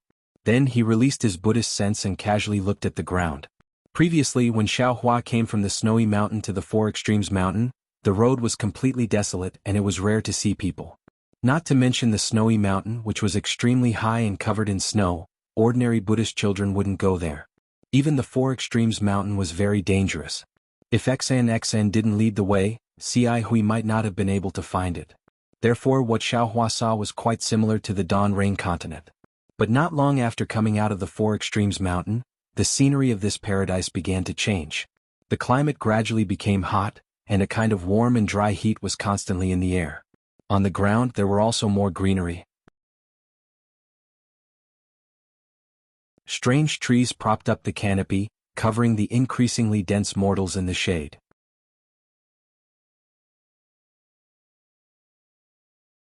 Chapter 34:17. This strange tree was different from Dawn Rain continent and Hidden Immortal continent. The thick tree trunk was like a pagoda in a temple, stacked up layer by layer. This tree trunk was also bare, no branches could be seen. Only when it reached the top of the tree crown did it extend several zhang-wide branches in all directions. The leaves that made up the tree crown were also interesting. They were like palm leaf fans. When the wind blew, the tree crown swayed as if a big hand was shaking hundreds of palm leaf fans at the same time. The fruits of this strange tree also attracted Xiaohua's attention. These fruits were different from spirit fruits and spirit trees. They were not hanging on the branches but just stuck to the top of the tree crown raised high. Moreover, each tree only bore 9 fruits. These fruits were of different sizes. The big ones were the size of a head and the small ones were only the size of a fist. The fruits looked very strong. The green fruit skin tightly wrapped the fruit. Even if it fell from the top of the tree, the fruit would not be torn apart. The scenery was naturally in Xiaohua's eyes, but what he paid attention to was the people in the scenery. The mortals of Elysium world were no different from hidden immortal continent, but their skin was slightly darker, and their clothes were different.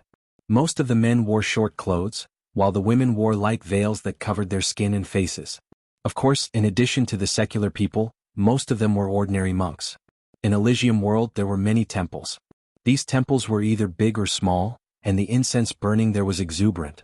Whenever Xiaohua's Buddhist sense swept through the temples, he would see pious men and women kowtowing, offering incense and giving money. Of course, Xiaohua's Buddhist sense was often detected by the senior monks in the temples. At the beginning, Xiaohua hurriedly withdrew his Buddhist sense, fearing that it would cause a misunderstanding. But after a long time, Xiaohua found that not only did the Buddhist sense not have any hostility toward the temples, but it was also very kind. When it came into contact with his Buddhist sense, it would immediately withdraw without any further warning. Elysium world. Is it really a Elysium world? Looking at the pious faces of the men and women, looking at the smiles on the faces of the monks, Xiaohua sighed again. Are the people of Elysium world very satisfied?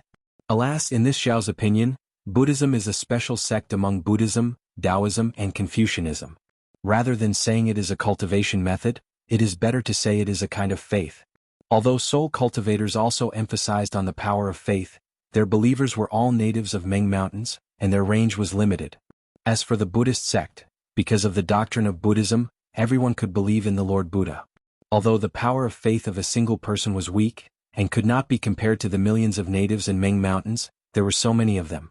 Perhaps there were hundreds of millions of people in the entire Elysium. This level of power of faith. Holy shit, it should be enough for the Buddha Lord to become a Buddha.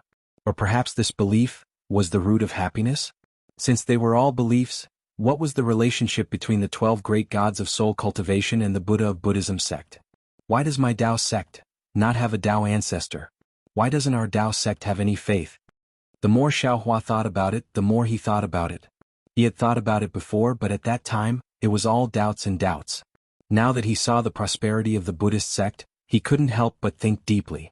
Xi Hui opened her eyes and saw that Xiaohua was also pondering with his eyes closed.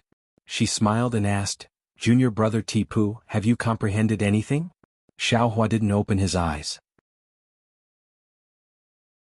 He smiled and said, "This little monk was a little tired just now, so I took a short rest." Only Xiaohua himself could solve the problem of Buddhism, Confucianism and Taoism. He didn't think that this Xi Hui, who only knew about Buddhism, could help him in any way. Look into the distance, we have arrived at the Saint River. Xi Hui didn't think it was a big deal. She pointed her finger into the distance and said with a smile, "Oh, so fast?" Xiaohua's heart skipped a beat. He opened his eyes and looked into the distance. Sure enough, he saw a stretch of green water spreading between the heaven and earth. One end of the green water was connected to the mountain range and the green shade, while the other end was connected to the boundless sky. The green water in the distance was so close to the color of the sky that it was impossible to distinguish the boundary. It was as if the green water was the falling of the Milky Way. Looking at the green water again, there were white sails smaller than a handkerchief. Under the white sails there were doll-like boats that didn't move for a long time. Xiaohua understood that it wasn't that these boats didn't move, but rather that they were drifting like the big boats nearby. It was just that they were too far away from here. The distance that the big boats drifted over was too small in his eyes. Is this the South Sea or the Saint River? Xiaohua was dumbfounded. Wasn't this river too wide? Nonsense, where is the South Sea? This can only be the Saint River. Xi Hui lightly reprimanded Xiaohua and said, "This Saint River is known as the origin of the two seas. Not only is it vast and magnificent, it crosses the Pure Land world and has thousands of tributaries that converge into it. Wherever the river reaches, there are hundreds of millions of Buddhists. I don't know how many Buddhists rely on the Saint River to survive." "What is that?" While speaking, Xiaohua frowned and pointed his finger in a direction. "Oh." Xiai Hui didn't understand and followed Xiao Hua's finger. She saw that it was a river bay that was several li in size. The Saint River's water flowed slowly, circling and flowing between two hills. The hills were several li in size, forming a very calm river bay. The two hills were ordinary and not very tall. However, on the hills, there were two Buddha statues that were several zhang in size. Therefore this river bay was different. At this time, on top of the hills, there were many men and women who climbed up with difficulty and piously prostrated themselves in front of the Buddha statues. Below the hills, the river bay was abnormally lively. What Xiao Hua said was a group of more than 10 people. Everyone in this group was wearing plain clothes.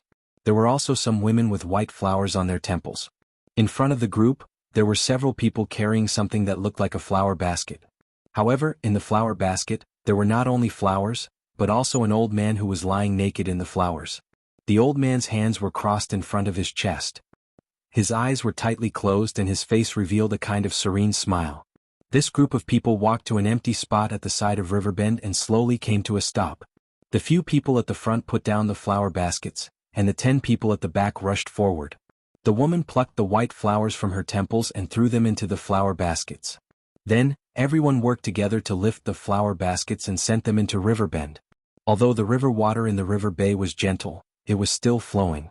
After the flower basket entered the river bay, it immediately floated into the river bay along with the river water. The flower basket was originally made of rattan. Just as it floated out several zhang, the river water immediately rushed in. The river water increased and gradually lifted the old man's body. Then the flower basket gradually sank. Amit Ba. At the side of the river bay, the more than 10 men and women had smiles on their faces.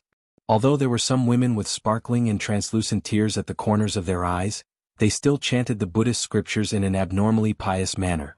Following everyone's gaze, the flower basket sank to the bottom of the river bay.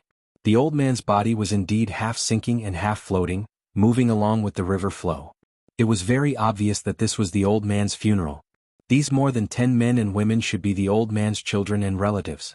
If it was just this, Xiao Hua might not be surprised. Whether it was the cremation of the old monk from the exquisite temple or the burial of the ordinary cultivators from the Xiaoyu continent, Xiao Hua had seen them all. This water burial was not considered rare. However, this river bay was more than 10 li in size. Not only were there many people at the side of the river bay, there were also many people inside the river bay. Of the people inside the river bay, some were taking a bath, some were immersing themselves in the water devoutly. Of course, there were also some people who were floating on the water just like that. It was unknown whether they were dead or alive. The people outside the river bay, some were kneeling by the side of the river, kowtowing to the ground. It was unknown what their mouths were muttering. Some were prostrating themselves on the water, devoutly cupping the river water with their hands and drinking it in big mouthfuls. There were also some people who were holding a few boxes in their hands, splashing something into the river water. If Xiao Hua was not surprised, it should be the embers of the corpse after the fire. When the old man's corpse slid into the river water, there were still a few people who were wildly drinking the river water.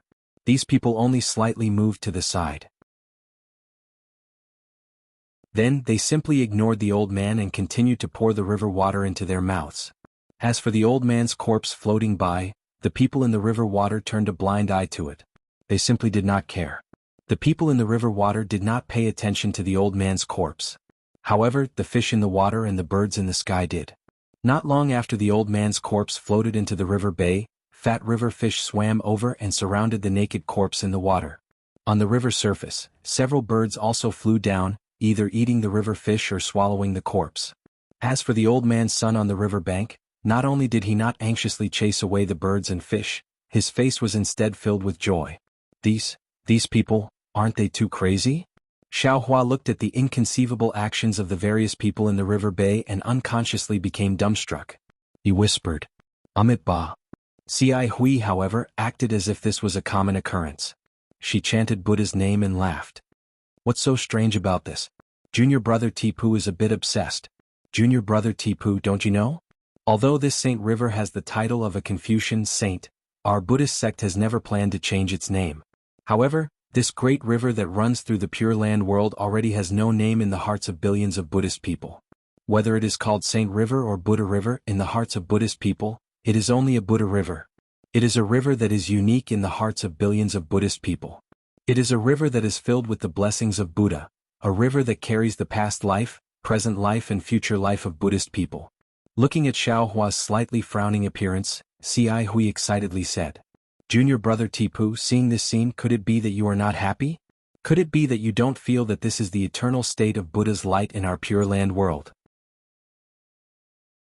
Do you know that this great river is connected to the land of bliss in the hearts of Buddhist people? The origin of this river is the exit of the land of bliss, the destination of this river is the entrance of the land of bliss. Look at that newborn baby boy, after he was washed in this river, he received the blessings of Buddha. As for that old man who just passed away, he washed the dust of his life here.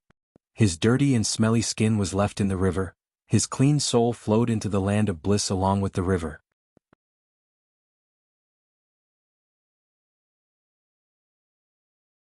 Chapter 34:18. This. Xiao Hua bitterly smiled and slightly shook his head. Isn't Saint River the source of the two seas? When did it connect to the land of bliss? That's the truth. Ci Hui vigorously nodded and pointed at the distant white sails on the river. This is something that cultivators like us can know. However, how many of these Buddhists can walk along this Saint River?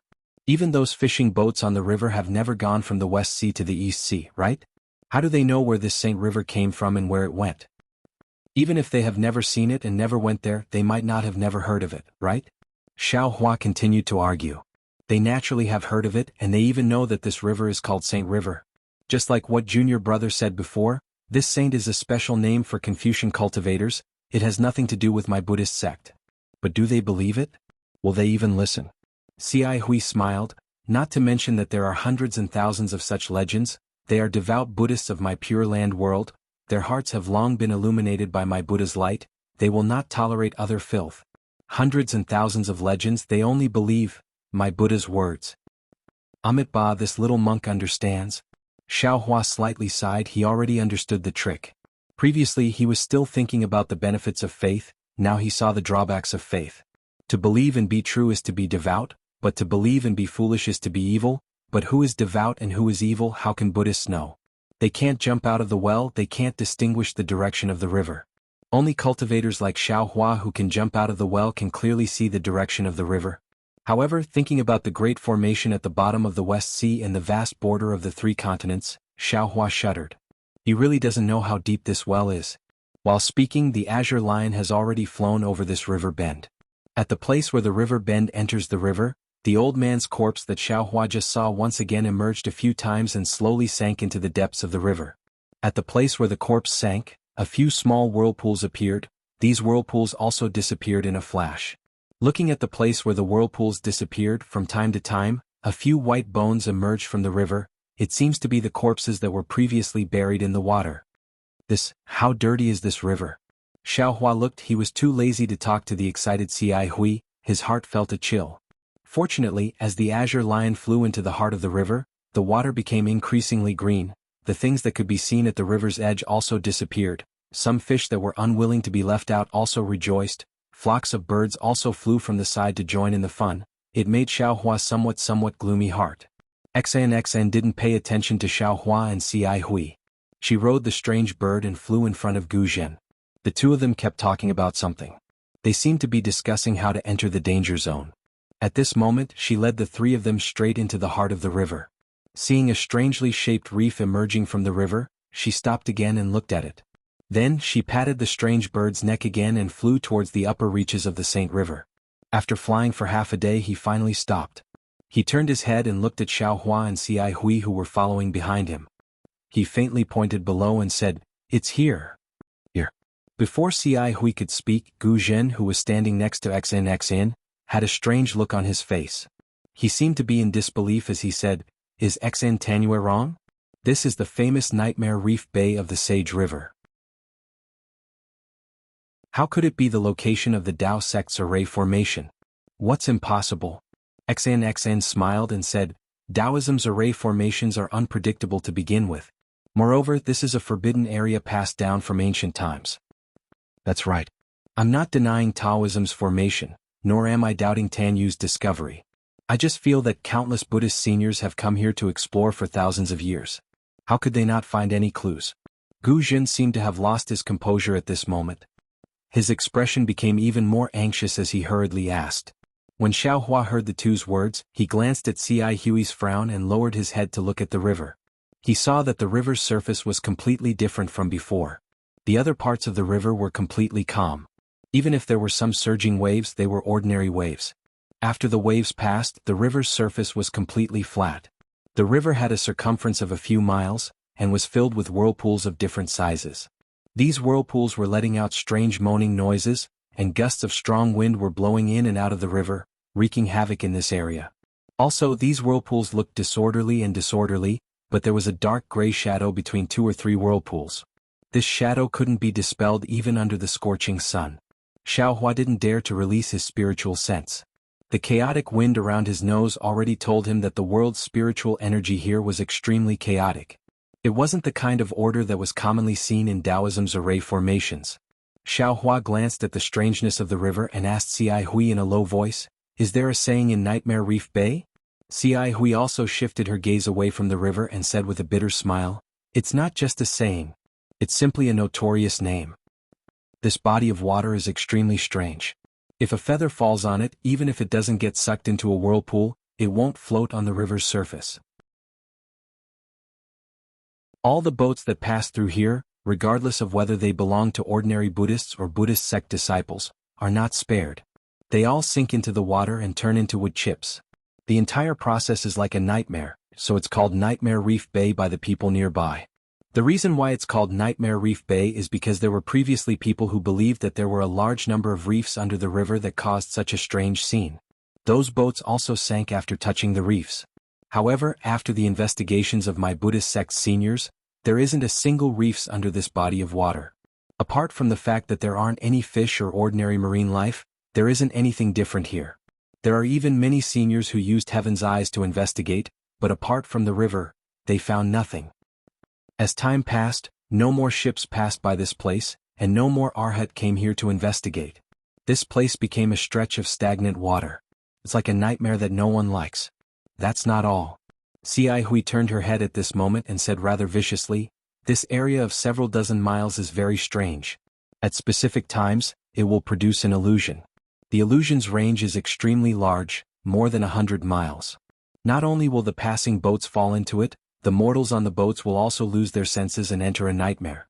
When they come out of the illusion, they will either go crazy, be happy, be sad, or become demented, and so on and so forth. Even my Buddhist sect disciples are not spared.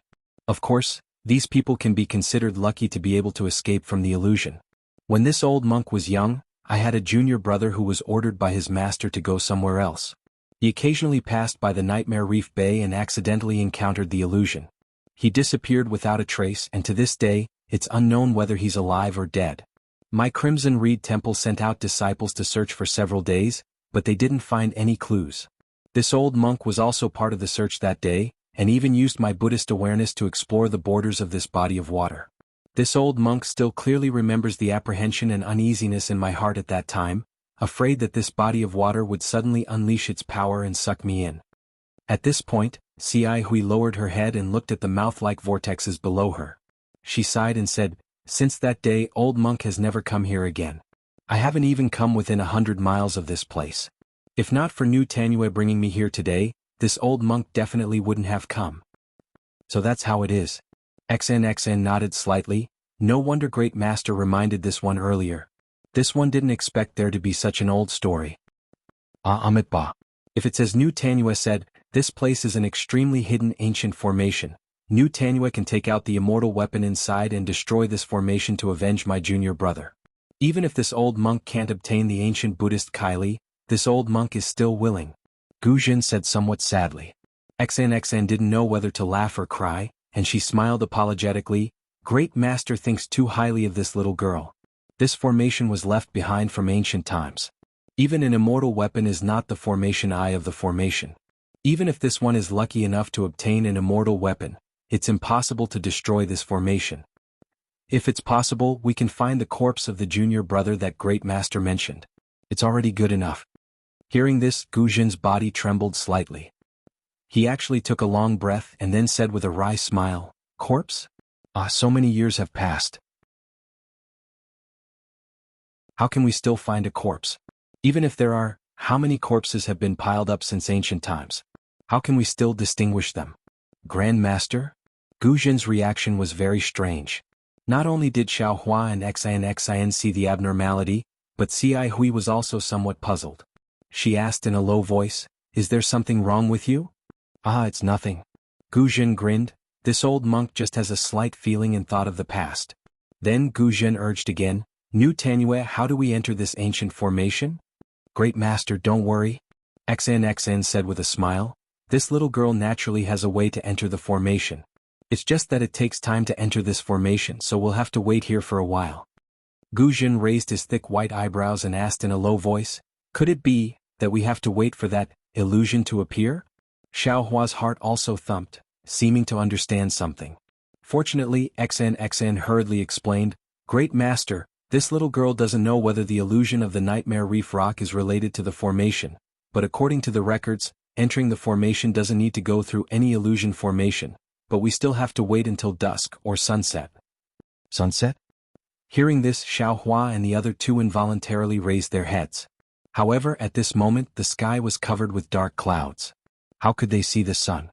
When the three people's puzzled gazes fell on Xin's face, she clapped her hands and took out an ink cloud pupil. She said with a wry smile, "The situation inside is all in this ink cloud pupil, but there are some origin formation restrictions inside that others can't see."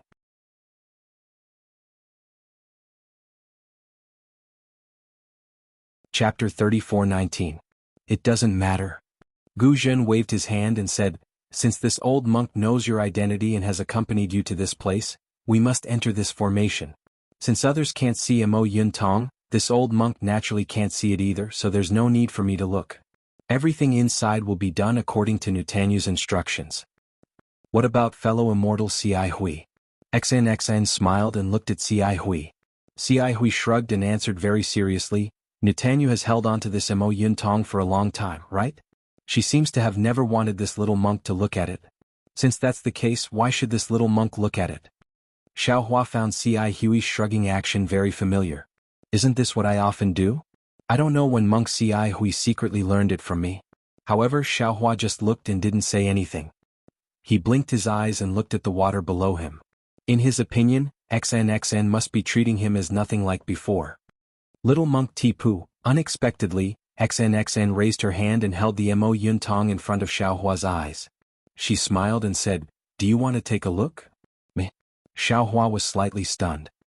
He looked at Xin in disbelief and said, "Benefactress still remembers this little monk. This little monk thought you wouldn't ask about it like before." "How could that be? Everything before didn't involve entering the formation. Now that we're going to work together to enter the forbidden area, how can this one not ask for your opinion?" Xin said seriously, "Although the result is the same as not being able to see it, this one still has to ask. My little monk master wants to take a look." "From what Benefactress said, Buddhist awareness can't see through this Mo Yun Tong," Xiao Hua said with a smile. Xin frowned and said, "That's right. This one already said it before. What if this little monk can see it?" Xiao Hua stretched out his hand and was about to grab the Mo Yun Tong in Xin's hand. Just as Xiao Hua expected, Xin didn't withdraw her hand and even stretched it forward a bit. She smiled and said, "It's best if this little monk can see it, so that I won't have to say anything in the future and fellow immortal Ci Hui can rest assured." Xiao Hua withdrew his hand as soon as he touched Mo Yun Tong. He looked at Xin's dark and rough face and said with a smile, "Since Buddhist awareness can't see it, why should I? Even senior brother Ci Hui is at ease with you, so why can't this little monk be at ease?" "Humph, why do I feel like this little monk doesn't trust me?" Xin snorted and withdrew her hand. "Aha, I've never met you before, Benefactress. I've just shaved my head and entered Buddhism, but you've already tricked me into leaving the mountain. Who knows what you're up to?" Xiao Hua placed his hands behind his back and laughed loudly. "Now that we're about to enter the ancient array formation, what's wrong with this little monk asking a few more questions and probing a few more times? Don't tell me that I, the Arhat of Buddhism, am someone who can be easily fooled?" Cough cough. Without waiting for Xin to say anything, Ci Hui coughed twice and said in a low voice, "Junior brother Tipu, pay attention to your image. You are now a disciple of my Buddhist school. Speaking nonsense will damage your merit." Cough cough. Hearing Ci Hui's reminder, Xiao Hua couldn't help but cough. This was going deep into the ancient array formation. Their lives could be in danger at any time. According to Xiaohua's knowledge, Xi Hui didn't seem to know Xian's origin and background. They were just friends. How could Xi Hui trust Xian so much? She didn't even ask about the situation inside the array formation and wanted to follow her in? If she was used as a cover or something, wouldn't her death be in vain? His probing like this didn't seem to be excessive, right? Could it be that this Buddhist disciple's behavior and sitting posture were more important than her life? Xiaohua smiled bitterly. He looked at Xi Hui and then at Xian and said, "There's still some time before dusk. If Benefactress Xian has the heart, you might as well tell this little monk and others the details of this ancient array formation in Mo Yuntong. Although I'll listen to Benefactress's arrangements, if we listen to her in advance, we'll at least know what to do, right? Or we can also give Benefactress some suggestions." Hearing this, Xian nodded slightly. She looked up at the sky and said, "Little monk, you're right. Although I've already told fellow immortal Xi Hui some things, now we'd better discuss it properly." However, when Xian told him what she knew, Xiaohua didn't know whether to laugh or cry. Because according to Xian, this was indeed an ancient array formation. However, as for what kind of array formation it was and how many dangers there were, she didn't know. Of course, it was impossible for her to know what kind of ancient array it was. What she knew was how to enter the magic formation, and that there was a fairy weapon left behind by the immortal realm in the magic formation. As for why Xian was confident that she could break into the magic formation and get the fairy weapon, it was because Mo Yuntong had recorded several dangerous parts of the magic formation, and she had prepared several imperial weapons and celestial devices according to Mo Yuntong's description. "Great Aunt," Xiaohua almost blurted out, You want to break into the ancient array formation and obtain the immortal tool with these things? You're too imaginative, aren't you? You think I want to?" Xian clenched her teeth, her face slightly flushed. She took out Mo Yuntong again and shouted, "This Mo Yuntong was originally incomplete. When I checked it, I also forcibly broke the restriction. It's already good that I know these things. If you can do it, you can see for yourself." In that case, Xiaohua waved his hand and said, "Little monk suggests that we treat this as a sightseeing tour. Little monk will pretend that he didn't hear about this array formation. You and I will rest here for a while and look at the nearby scenery. Then we'll cup our hands and say goodbye. How about we go about our own business?" "Junior brother Deepu," Xi Hui said with a smile, "could it be that you didn't want to enter this array formation before? Aren't you interested in the ancient Buddha's fortune inside?" Xiaohua shrugged and said with a smile, "Benefactor Xian said it well. Little monk was originally here to join in the fun. If there was Master Fontien's magic tool, little monk wouldn't have come. Now that Master Gu Zhen is here, little monk's role as a Buddhist disciple is also gone. Little monk has never been interested in treasure hunting. Little monk came with senior brother just to listen to senior brother talk about Buddhism and enjoy it." Beside him, Gu Zhen looked at Xiaohua and said in all seriousness, "Little monk, what you think makes sense. However, if it was another array formation, little monk might persuade Enchanting to stop. But this is the Nightmare Reef's array formation. Even if Enchanting stops now, little monk, we'll still try it." "What?" Xi Hui wanted to persuade Xiaohua, but when she heard Gu Zhen's words, she couldn't help but be stunned. Could it be that the junior brother mentioned by Master Xian's face was green and red because of Xiaohua's words. She was a little angry. Now her heart was moved and she said anxiously, "Could it be Masters?" "Yes." Gu Zhen raised his head and sighed. Looking at the gloomy clouds, a trace of tears actually flashed in the corner of his eyes. That junior brother of this old monk is this old monk's younger brother. When Xi Hui said this, everyone's heart was heavy. Xiaohua had already felt that this junior brother might have some connection with Gu Zhen, but he didn't expect them to be so close. "When this old monk was young, my family was poor. Before my younger brother was born, my father passed away. This old monk was only 4 years old at that time. My impression of my father was very shallow. After father passed away, mother was the only one who took care of old Na and my younger brother. Life was extremely difficult. When old Na was 10 years old, our family encountered a rare flood. Even now, old Na can still clearly remember that day when the waves reached the sky. Mother only had time to remove a door plank before the entire house was engulfed by the flood. That door plank was very small and could only fit this old monk and my 6-year-old younger brother. My mother could only hold the corner of the door plank with her hand.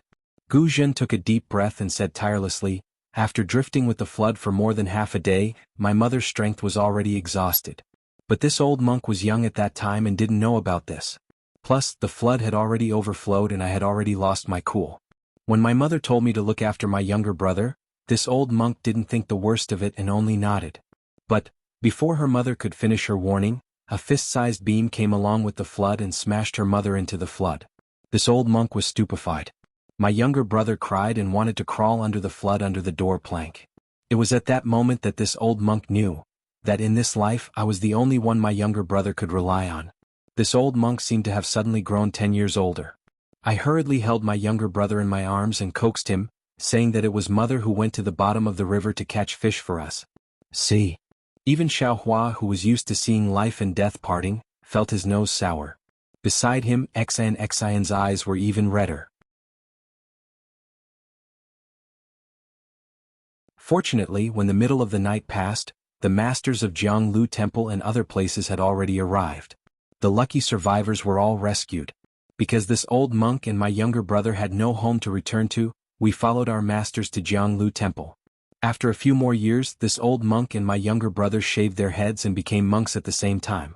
This old monk's Buddhist name was Gu Zhen and my younger brother's Buddhist name was Gu Nian. Gu Nian was exceptionally intelligent since childhood, far surpassing this old monk by 100 times. At a young age he cultivated into the mortal realm. Therefore, he obtained the favor of the Sutra Depository Elder, who prepared to accept him as a disciple and personally instruct him. It was on the eve of the apprenticeship ceremony that this old monk received the abbot's decree to deliver a letter to a place. This matter was originally this old monk's, but this old monk was naturally reciting Buddha's Diamond Sutra and became lazy. When Gu Nian saw this, he volunteered to go in this old monk's place. At this time, Gu Zhen's emotions were already somewhat out of control. Who knew that once he left he would never come back? Later, not only did the seniors of the temple search for him many times, this old monk also secretly sneaked into this place. However, they also found nothing. From then on, whenever this old monk thought of mother's entrustment and thought of Gu Nian dying for this old monk, my heart would ache. After that, this old monk even made a vow in front of Buddha, that in this life, I would find Gu Nian's corpse and comfort my mother's spirit in heaven. For this reason, this old monk ignored my master's advice and stepped into the guardian domain. I learned the power of the Diamond Sutra and cast the body of Buddha, eliminating evil and protecting Buddha. This is because I want to rely on my Buddhist divine ability to one day enter deep into the nightmare reef.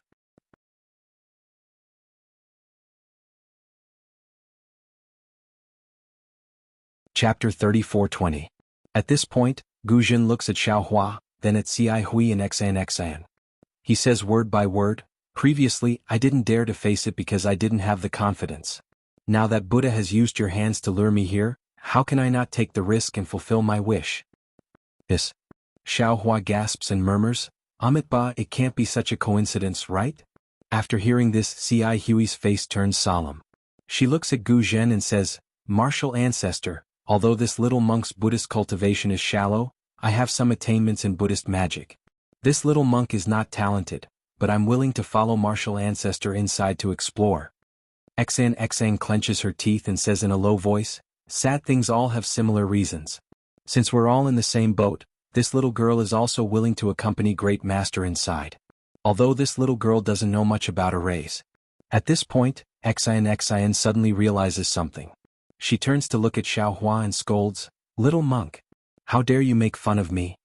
Seeing that Xian scolds him without waiting for him to express his determination, Xiaohua becomes furious. "Little girl, what do I have to make fun of you? If you want to go, then go. If you don't want to go, then don't go. Junior brother, pay attention to your manners. You're now a Buddhist disciple." Cai Hui hurriedly says, "Don't violate the precepts of anger and make Buddha unhappy. Who said that you have to understand the array thoroughly before entering? If Mo Yuntong explained the array clearly, then how could the immortal tool still be inside?" Xian stared at Xiaohua and said, "Just like you said, if we can explain the details of the array clearly, then we'll be going on a sightseeing tour. It's because you don't want to go in, that's why you're accusing me." Hee hee. Xiaohua smiles, showing his snow-white teeth. Xian's words are reasonable. As long as there's a danger zone, it's already good to have some information about it. How can you understand the situation of the danger zone in detail? The reason why Xiaohua doesn't want to go in is that he doesn't want to be a shield for others. And now, Gu Zhen was determined to go in, for the sake of his heart, not for the sake of his long-cherished wish. Xiaohua would definitely help such a kind person. Moreover, this was the Dao sect's formation. Even if Xiaohua was not proficient in formations, he was still a genuine Dao sect disciple. With him around, wouldn't the three of them have a greater chance of survival? Seeing Xiaohua smiling and not answering her question, Xan felt embarrassed. She stamped her feet in the air and said, "Little monk, are you going or not? If you're going, then let's get it over with. If you're not going, then hurry up and leave." Xiaohua faintly smiled, looked at Xi Hui and said, "Senior brother Xi Hui, do you think this little monk should go or not?" Xi Hui smiled but did not answer. She used her index finger to point at her own chest. Cruel and unscrupulous? Xiaohua stared blankly and asked curiously. Xi Hui's figure swayed slightly, and she managed to stand firm in midair. She said angrily, "Ask your conscience." "I do have a conscience, but I can't find my moral integrity." Xiaohua stretched and said, "When you need this little monk, tell this little monk. If you don't, then this little monk will hide behind senior brother." This little monk has a glib tongue.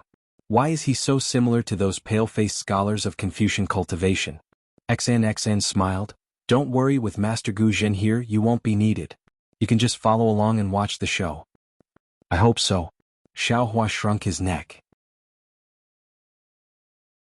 Fellow immortal Xi Hui.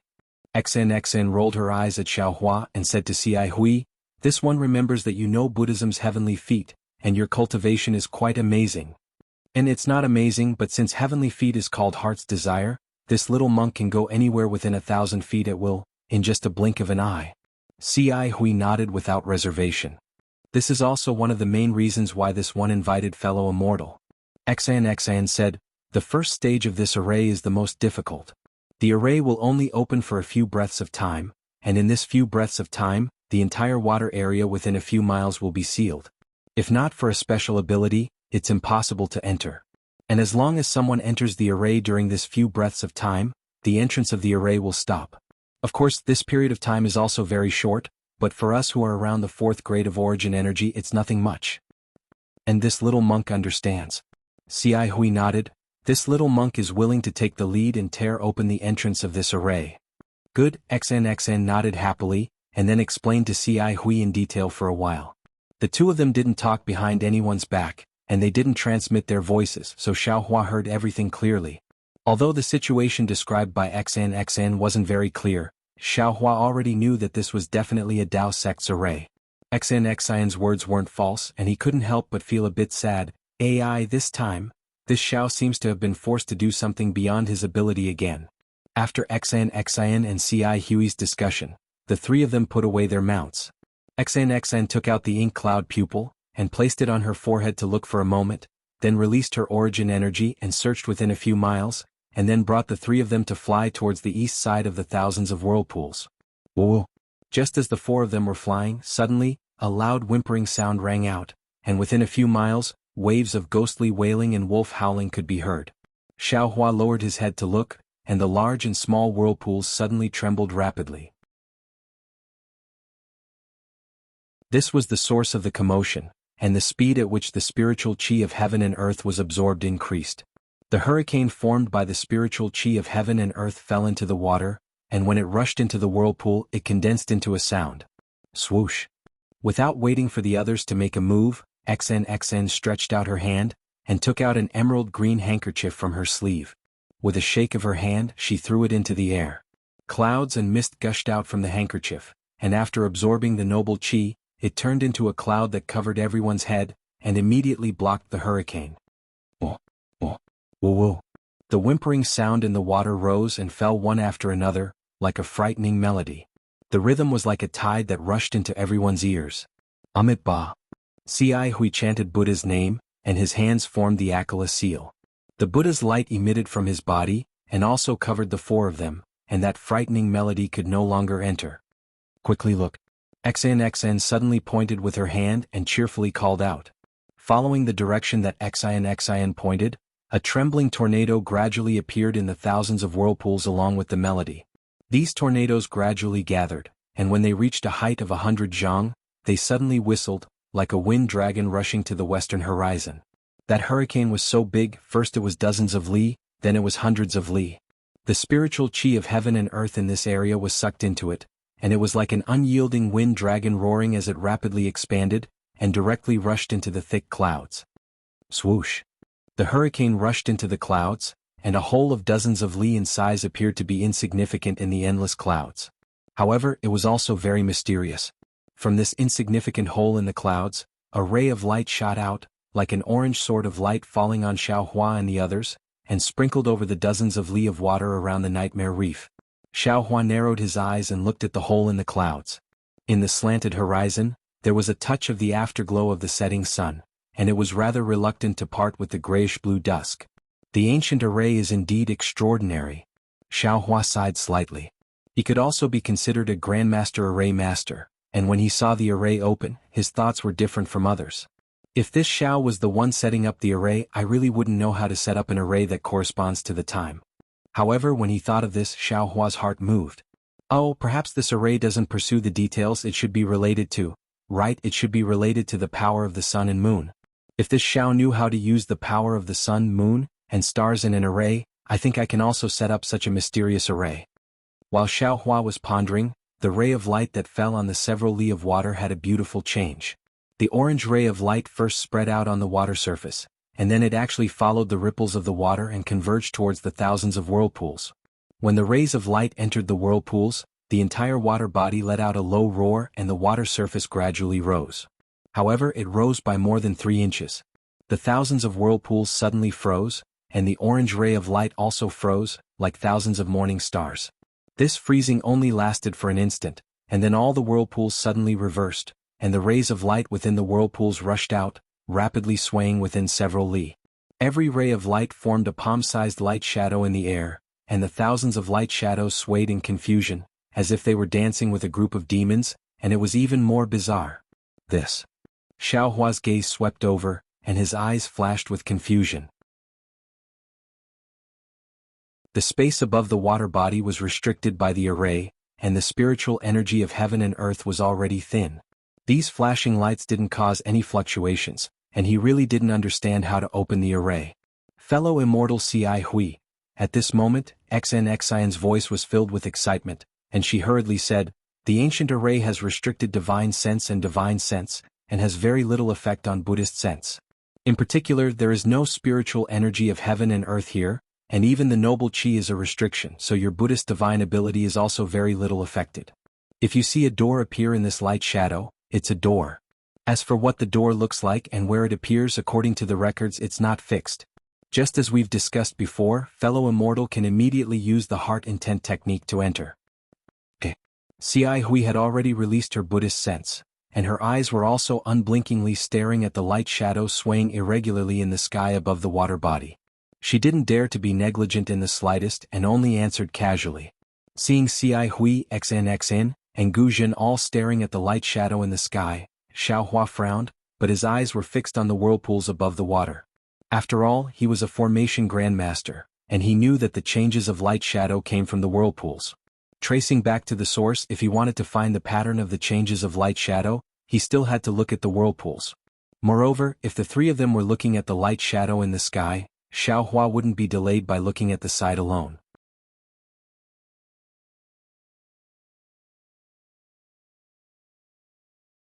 Chapter 34:21. After looking at it for a moment, Xiaohua's eyes became a little dizzy. Those vortexes were spinning rapidly. Anyone who looked at them for a long time would feel dizzy. Damn it, Xiaohua shook his head and closed his eyes, but there seemed to be more than a dozen vortexes in front of him. However, the vortexes in front of him were black and white and had already stopped spinning. Suddenly Xiaohua's mind lit up and he almost cried out, "Spinning?" Since the light shadow was in the vortexes and the vortexes were spinning, then the spinning was naturally the source of the light shadow. Thinking of this, Xiaohua raised his eyes and looked again. He saw that the more than a dozen vortexes were spinning at different levels, at different heights, and at different speeds. He couldn't see any pattern at all. Xiaohua looked for a moment and seemed to see something. The rotation of the more than a dozen vortexes was changing at every moment, and every change affected the light shadow in the air. However, after Xiao Hua looked for a moment and even released his Buddhist sense to carefully observe for a while, he had no choice but to give up. After all, there were tens of thousands of vortexes. There were tens of thousands of spinning vortexes inside, and each rotation seemed to have an extremely subtle pattern. When these tens of thousands of patterns were put together, it wouldn't be an exaggeration to say that it was a mess. Wanting to find a way to enter the array formation in a short time was indeed somewhat unrealistic. When Xiao Hua raised his head and looked at the light shadow and the three people who were concentrating, Xiao Hua smiled bitterly. Alas, this Xiao is a bit of a dead end. This Xiao isn't here to set up the array, let alone to break it. I just need to find a way to enter the array. Since this Xiao knows that the light shadow is spinning, I don't need to look at the changes of the light shadow like them. However, I also don't need to find the pattern of the rotation of these vortexes. With this thought, Xiao Hua closed his eyes. His Buddhist sense fell on the water like a cool breeze, and it was as if Xiao Hua's heart had calmed down. Xan had been paying attention to Xiao Hua. Seeing that he wasn't looking at the light shadow and was looking at the water instead, she had already frowned. Now that he saw that Xiao Hua had actually closed his eyes and only released his Buddhist sense to scan the water, he was even more puzzled. A trace of vigilance appeared in his heart. He looked at the light shadow and then looked at Xiao Hua. Xiao Hua's origin was a bit strange. Xian had also asked Ci Hui about it through voice transmission. Although Ci Hui had never seen Xiao Hua use Buddhist supernatural powers, based on Xiao Hua's Buddhist awareness alone, Ci Hui knew that Xiao Hua's Buddhist supernatural powers might not be inferior to hers. This kind of person with an unknown origin and uncontrollable cultivation base was not a good choice to travel with them. However, Ci Hui had also sensed Xiao Hua's deep roots of wisdom through the debate of Buddhist principles. He was not the kind of evil person that Xian thought he was. That was why she insisted on bringing Xiao Hua along. Seeing that they were about to enter the array and Xiao Hua's strange behavior, how could Xian not be vigilant? Senior brother Ci Hui, you have to be careful. After another half a cup of tea or so, there might be an abnormality. Right when Xian was vigilant, Xiao Hua suddenly spoke out. Xian was shocked and anxiously asked, how did you know? Xiao Hua's heart had calmed down so he could see more. In his Buddhist sense, the thousands of whirlpools were like thousands of spinning tops, spinning crookedly. After looking at them for a while, Xiao Hua understood that although these whirlpools had different shapes and sizes, as long as the rotation of the whirlpools reached a certain pattern, it would produce a special change. And the simplest part of this pattern was that it was the same. Since he knew that the rotation of the whirlpools was the same, Xiao Hua only observed for a moment before he made a decision in his heart and casually reminded Ci Hui. This little monk's intuition may not be true. Xiao Hua didn't have time to explain. Moreover, he didn't know whether what he said was correct or not, so he vaguely replied. Xian slightly curled her lips. She wanted to look at the water, but she didn't dare to give up on the light shadow in the air. She simply ignored Xiao Hua and focused on looking at the sky. Since he knew that the whirlpools were the same, the door to the formation could be opened. Xiao Hua began to calculate where the entrance to the formation would open. Although Buddhist sense was the best at observing minute details and was very useful in observing the whirlpools, Xiao Hua also understood that the opening of the formation's entrance was definitely related to the spiritual energy of heaven and earth.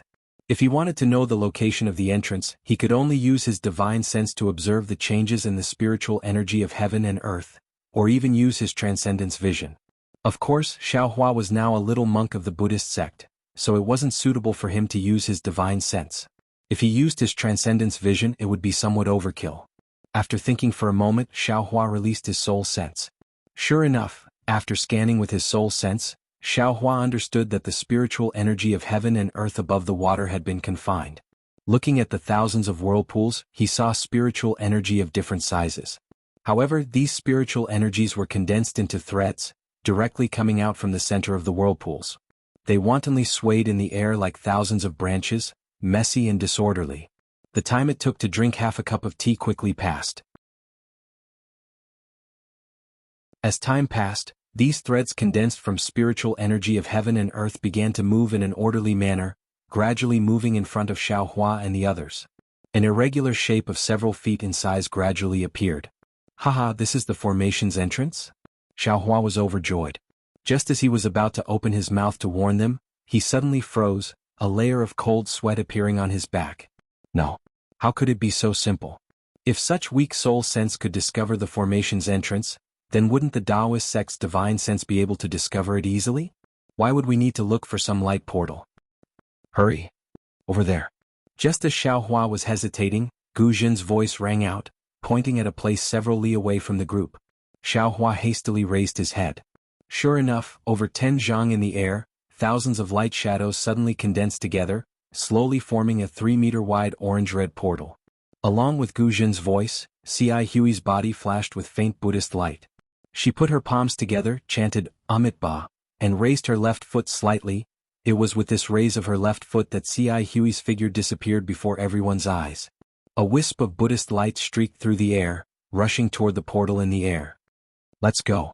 As soon as C.I. Hui's figure disappeared, XN urged them once more. Xiaohua and the others didn't dare delay, each urging their own cloud to follow. As they flew, Xiaohua's soul sense swept out once more, only to see that the portal formed by the world's spiritual energy was gradually disappearing. In the gap that hadn't completely disappeared, there was a wisp of red light flashing through. Hurry, hurry. Xiaohua had just retracted his soul sense when he heard XNXIN's urgent voice. Raising his head, he saw that several kilometers away, a door had already appeared. But just like the previous lights and shadows, the door began to crumble as soon as it appeared. After all, it was several kilometers away. Even with Xiaohua's lightning escape, there was no way he could make it in such a short amount of time. Isn't this just a test of luck? Xiaohua smiled bitterly. If we're lucky, it'll be right next to us. If we're unlucky, it'll be like today. How can we possibly get in? Without waiting for the Buddhist light to reach the portal, Xiaohua and the others had only flown a few li away. The 1 zhang wide portal had already collapsed into 1 qi, and the orange light was about to disappear. But at this moment, the Buddhist light suddenly flourished and then disappeared. When Xiaohua and the others hurriedly looked at the portal, a faint Buddhist light flashed, and C.I. Hui's figure appeared there with the Buddhist light. Damn it, this is the heavenly feat. Xiaohua was shocked. Isn't this the teleportation of the physical body? That's right, nascent soul teleportation is a divine ability of nascent soul cultivators, and only nascent soul cultivators can teleport. The physical body of a nascent soul cultivator can't teleport. But this C.I. Hui's heavenly feat allowed her to instantly fly a few li away. She was even more powerful than a late nascent soul cultivator of the Tao sect. While Xiaohua was shocked, C.I. Hui seemed to have received XIN's instructions.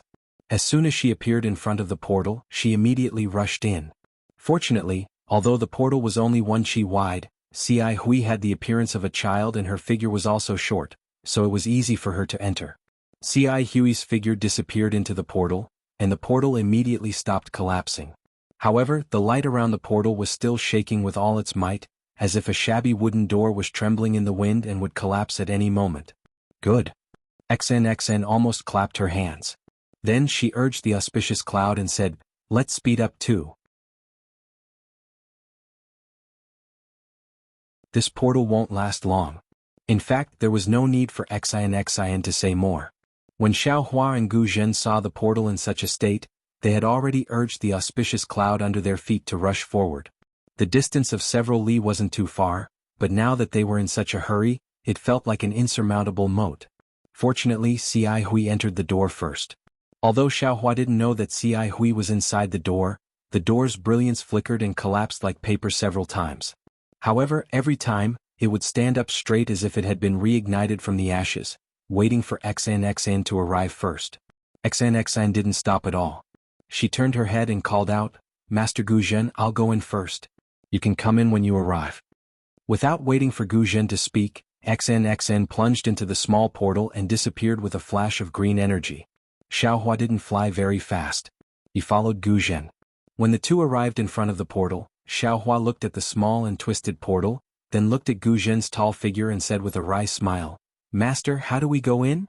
What's so difficult about that? Gu Zhen laughed and chanted the name of Buddha. Amitabha. As Gu Zhen's voice fell, Gu Zhen's body also flashed with a faint Buddhist light. Without any sound, Gu Zhen's figure slowly shrank. He lifted his foot and walked towards the portal. Step by step, Master Gu Zhen actually turned into a 1 qi tall human figure and walked in safely. Everyone has their own tricks. At this moment, Xiaohua also sighed with emotion at the wonders of the Buddhist sect's methods. The bones in his body made a slight sound. His figure shrank a little and he also rushed into the portal. As Xiaohua entered, the portal finally couldn't hold on anymore. It twisted a few times and turned into pieces of inexplicable orange-red light and shadow that scattered in the air. Of course, the orange-red light and shadow didn't last for long. In a moment, the thick clouds in the sky closed and darkness enveloped the water region. The waves in the water region retreated and the whirlpool rotated again. Whimpers like the cries of ghosts filled the dark night sky again. You're tuning in to the Dreamy Chapters YouTube channel. We're so grateful for your support, and don't forget to subscribe to join us on this incredible journey through captivating stories. Your generosity through donations truly makes a world of difference, as it's the primary source of revenue that allows me to expand and enhance this channel for you. Thank you from the bottom of my heart for being a part of this adventure.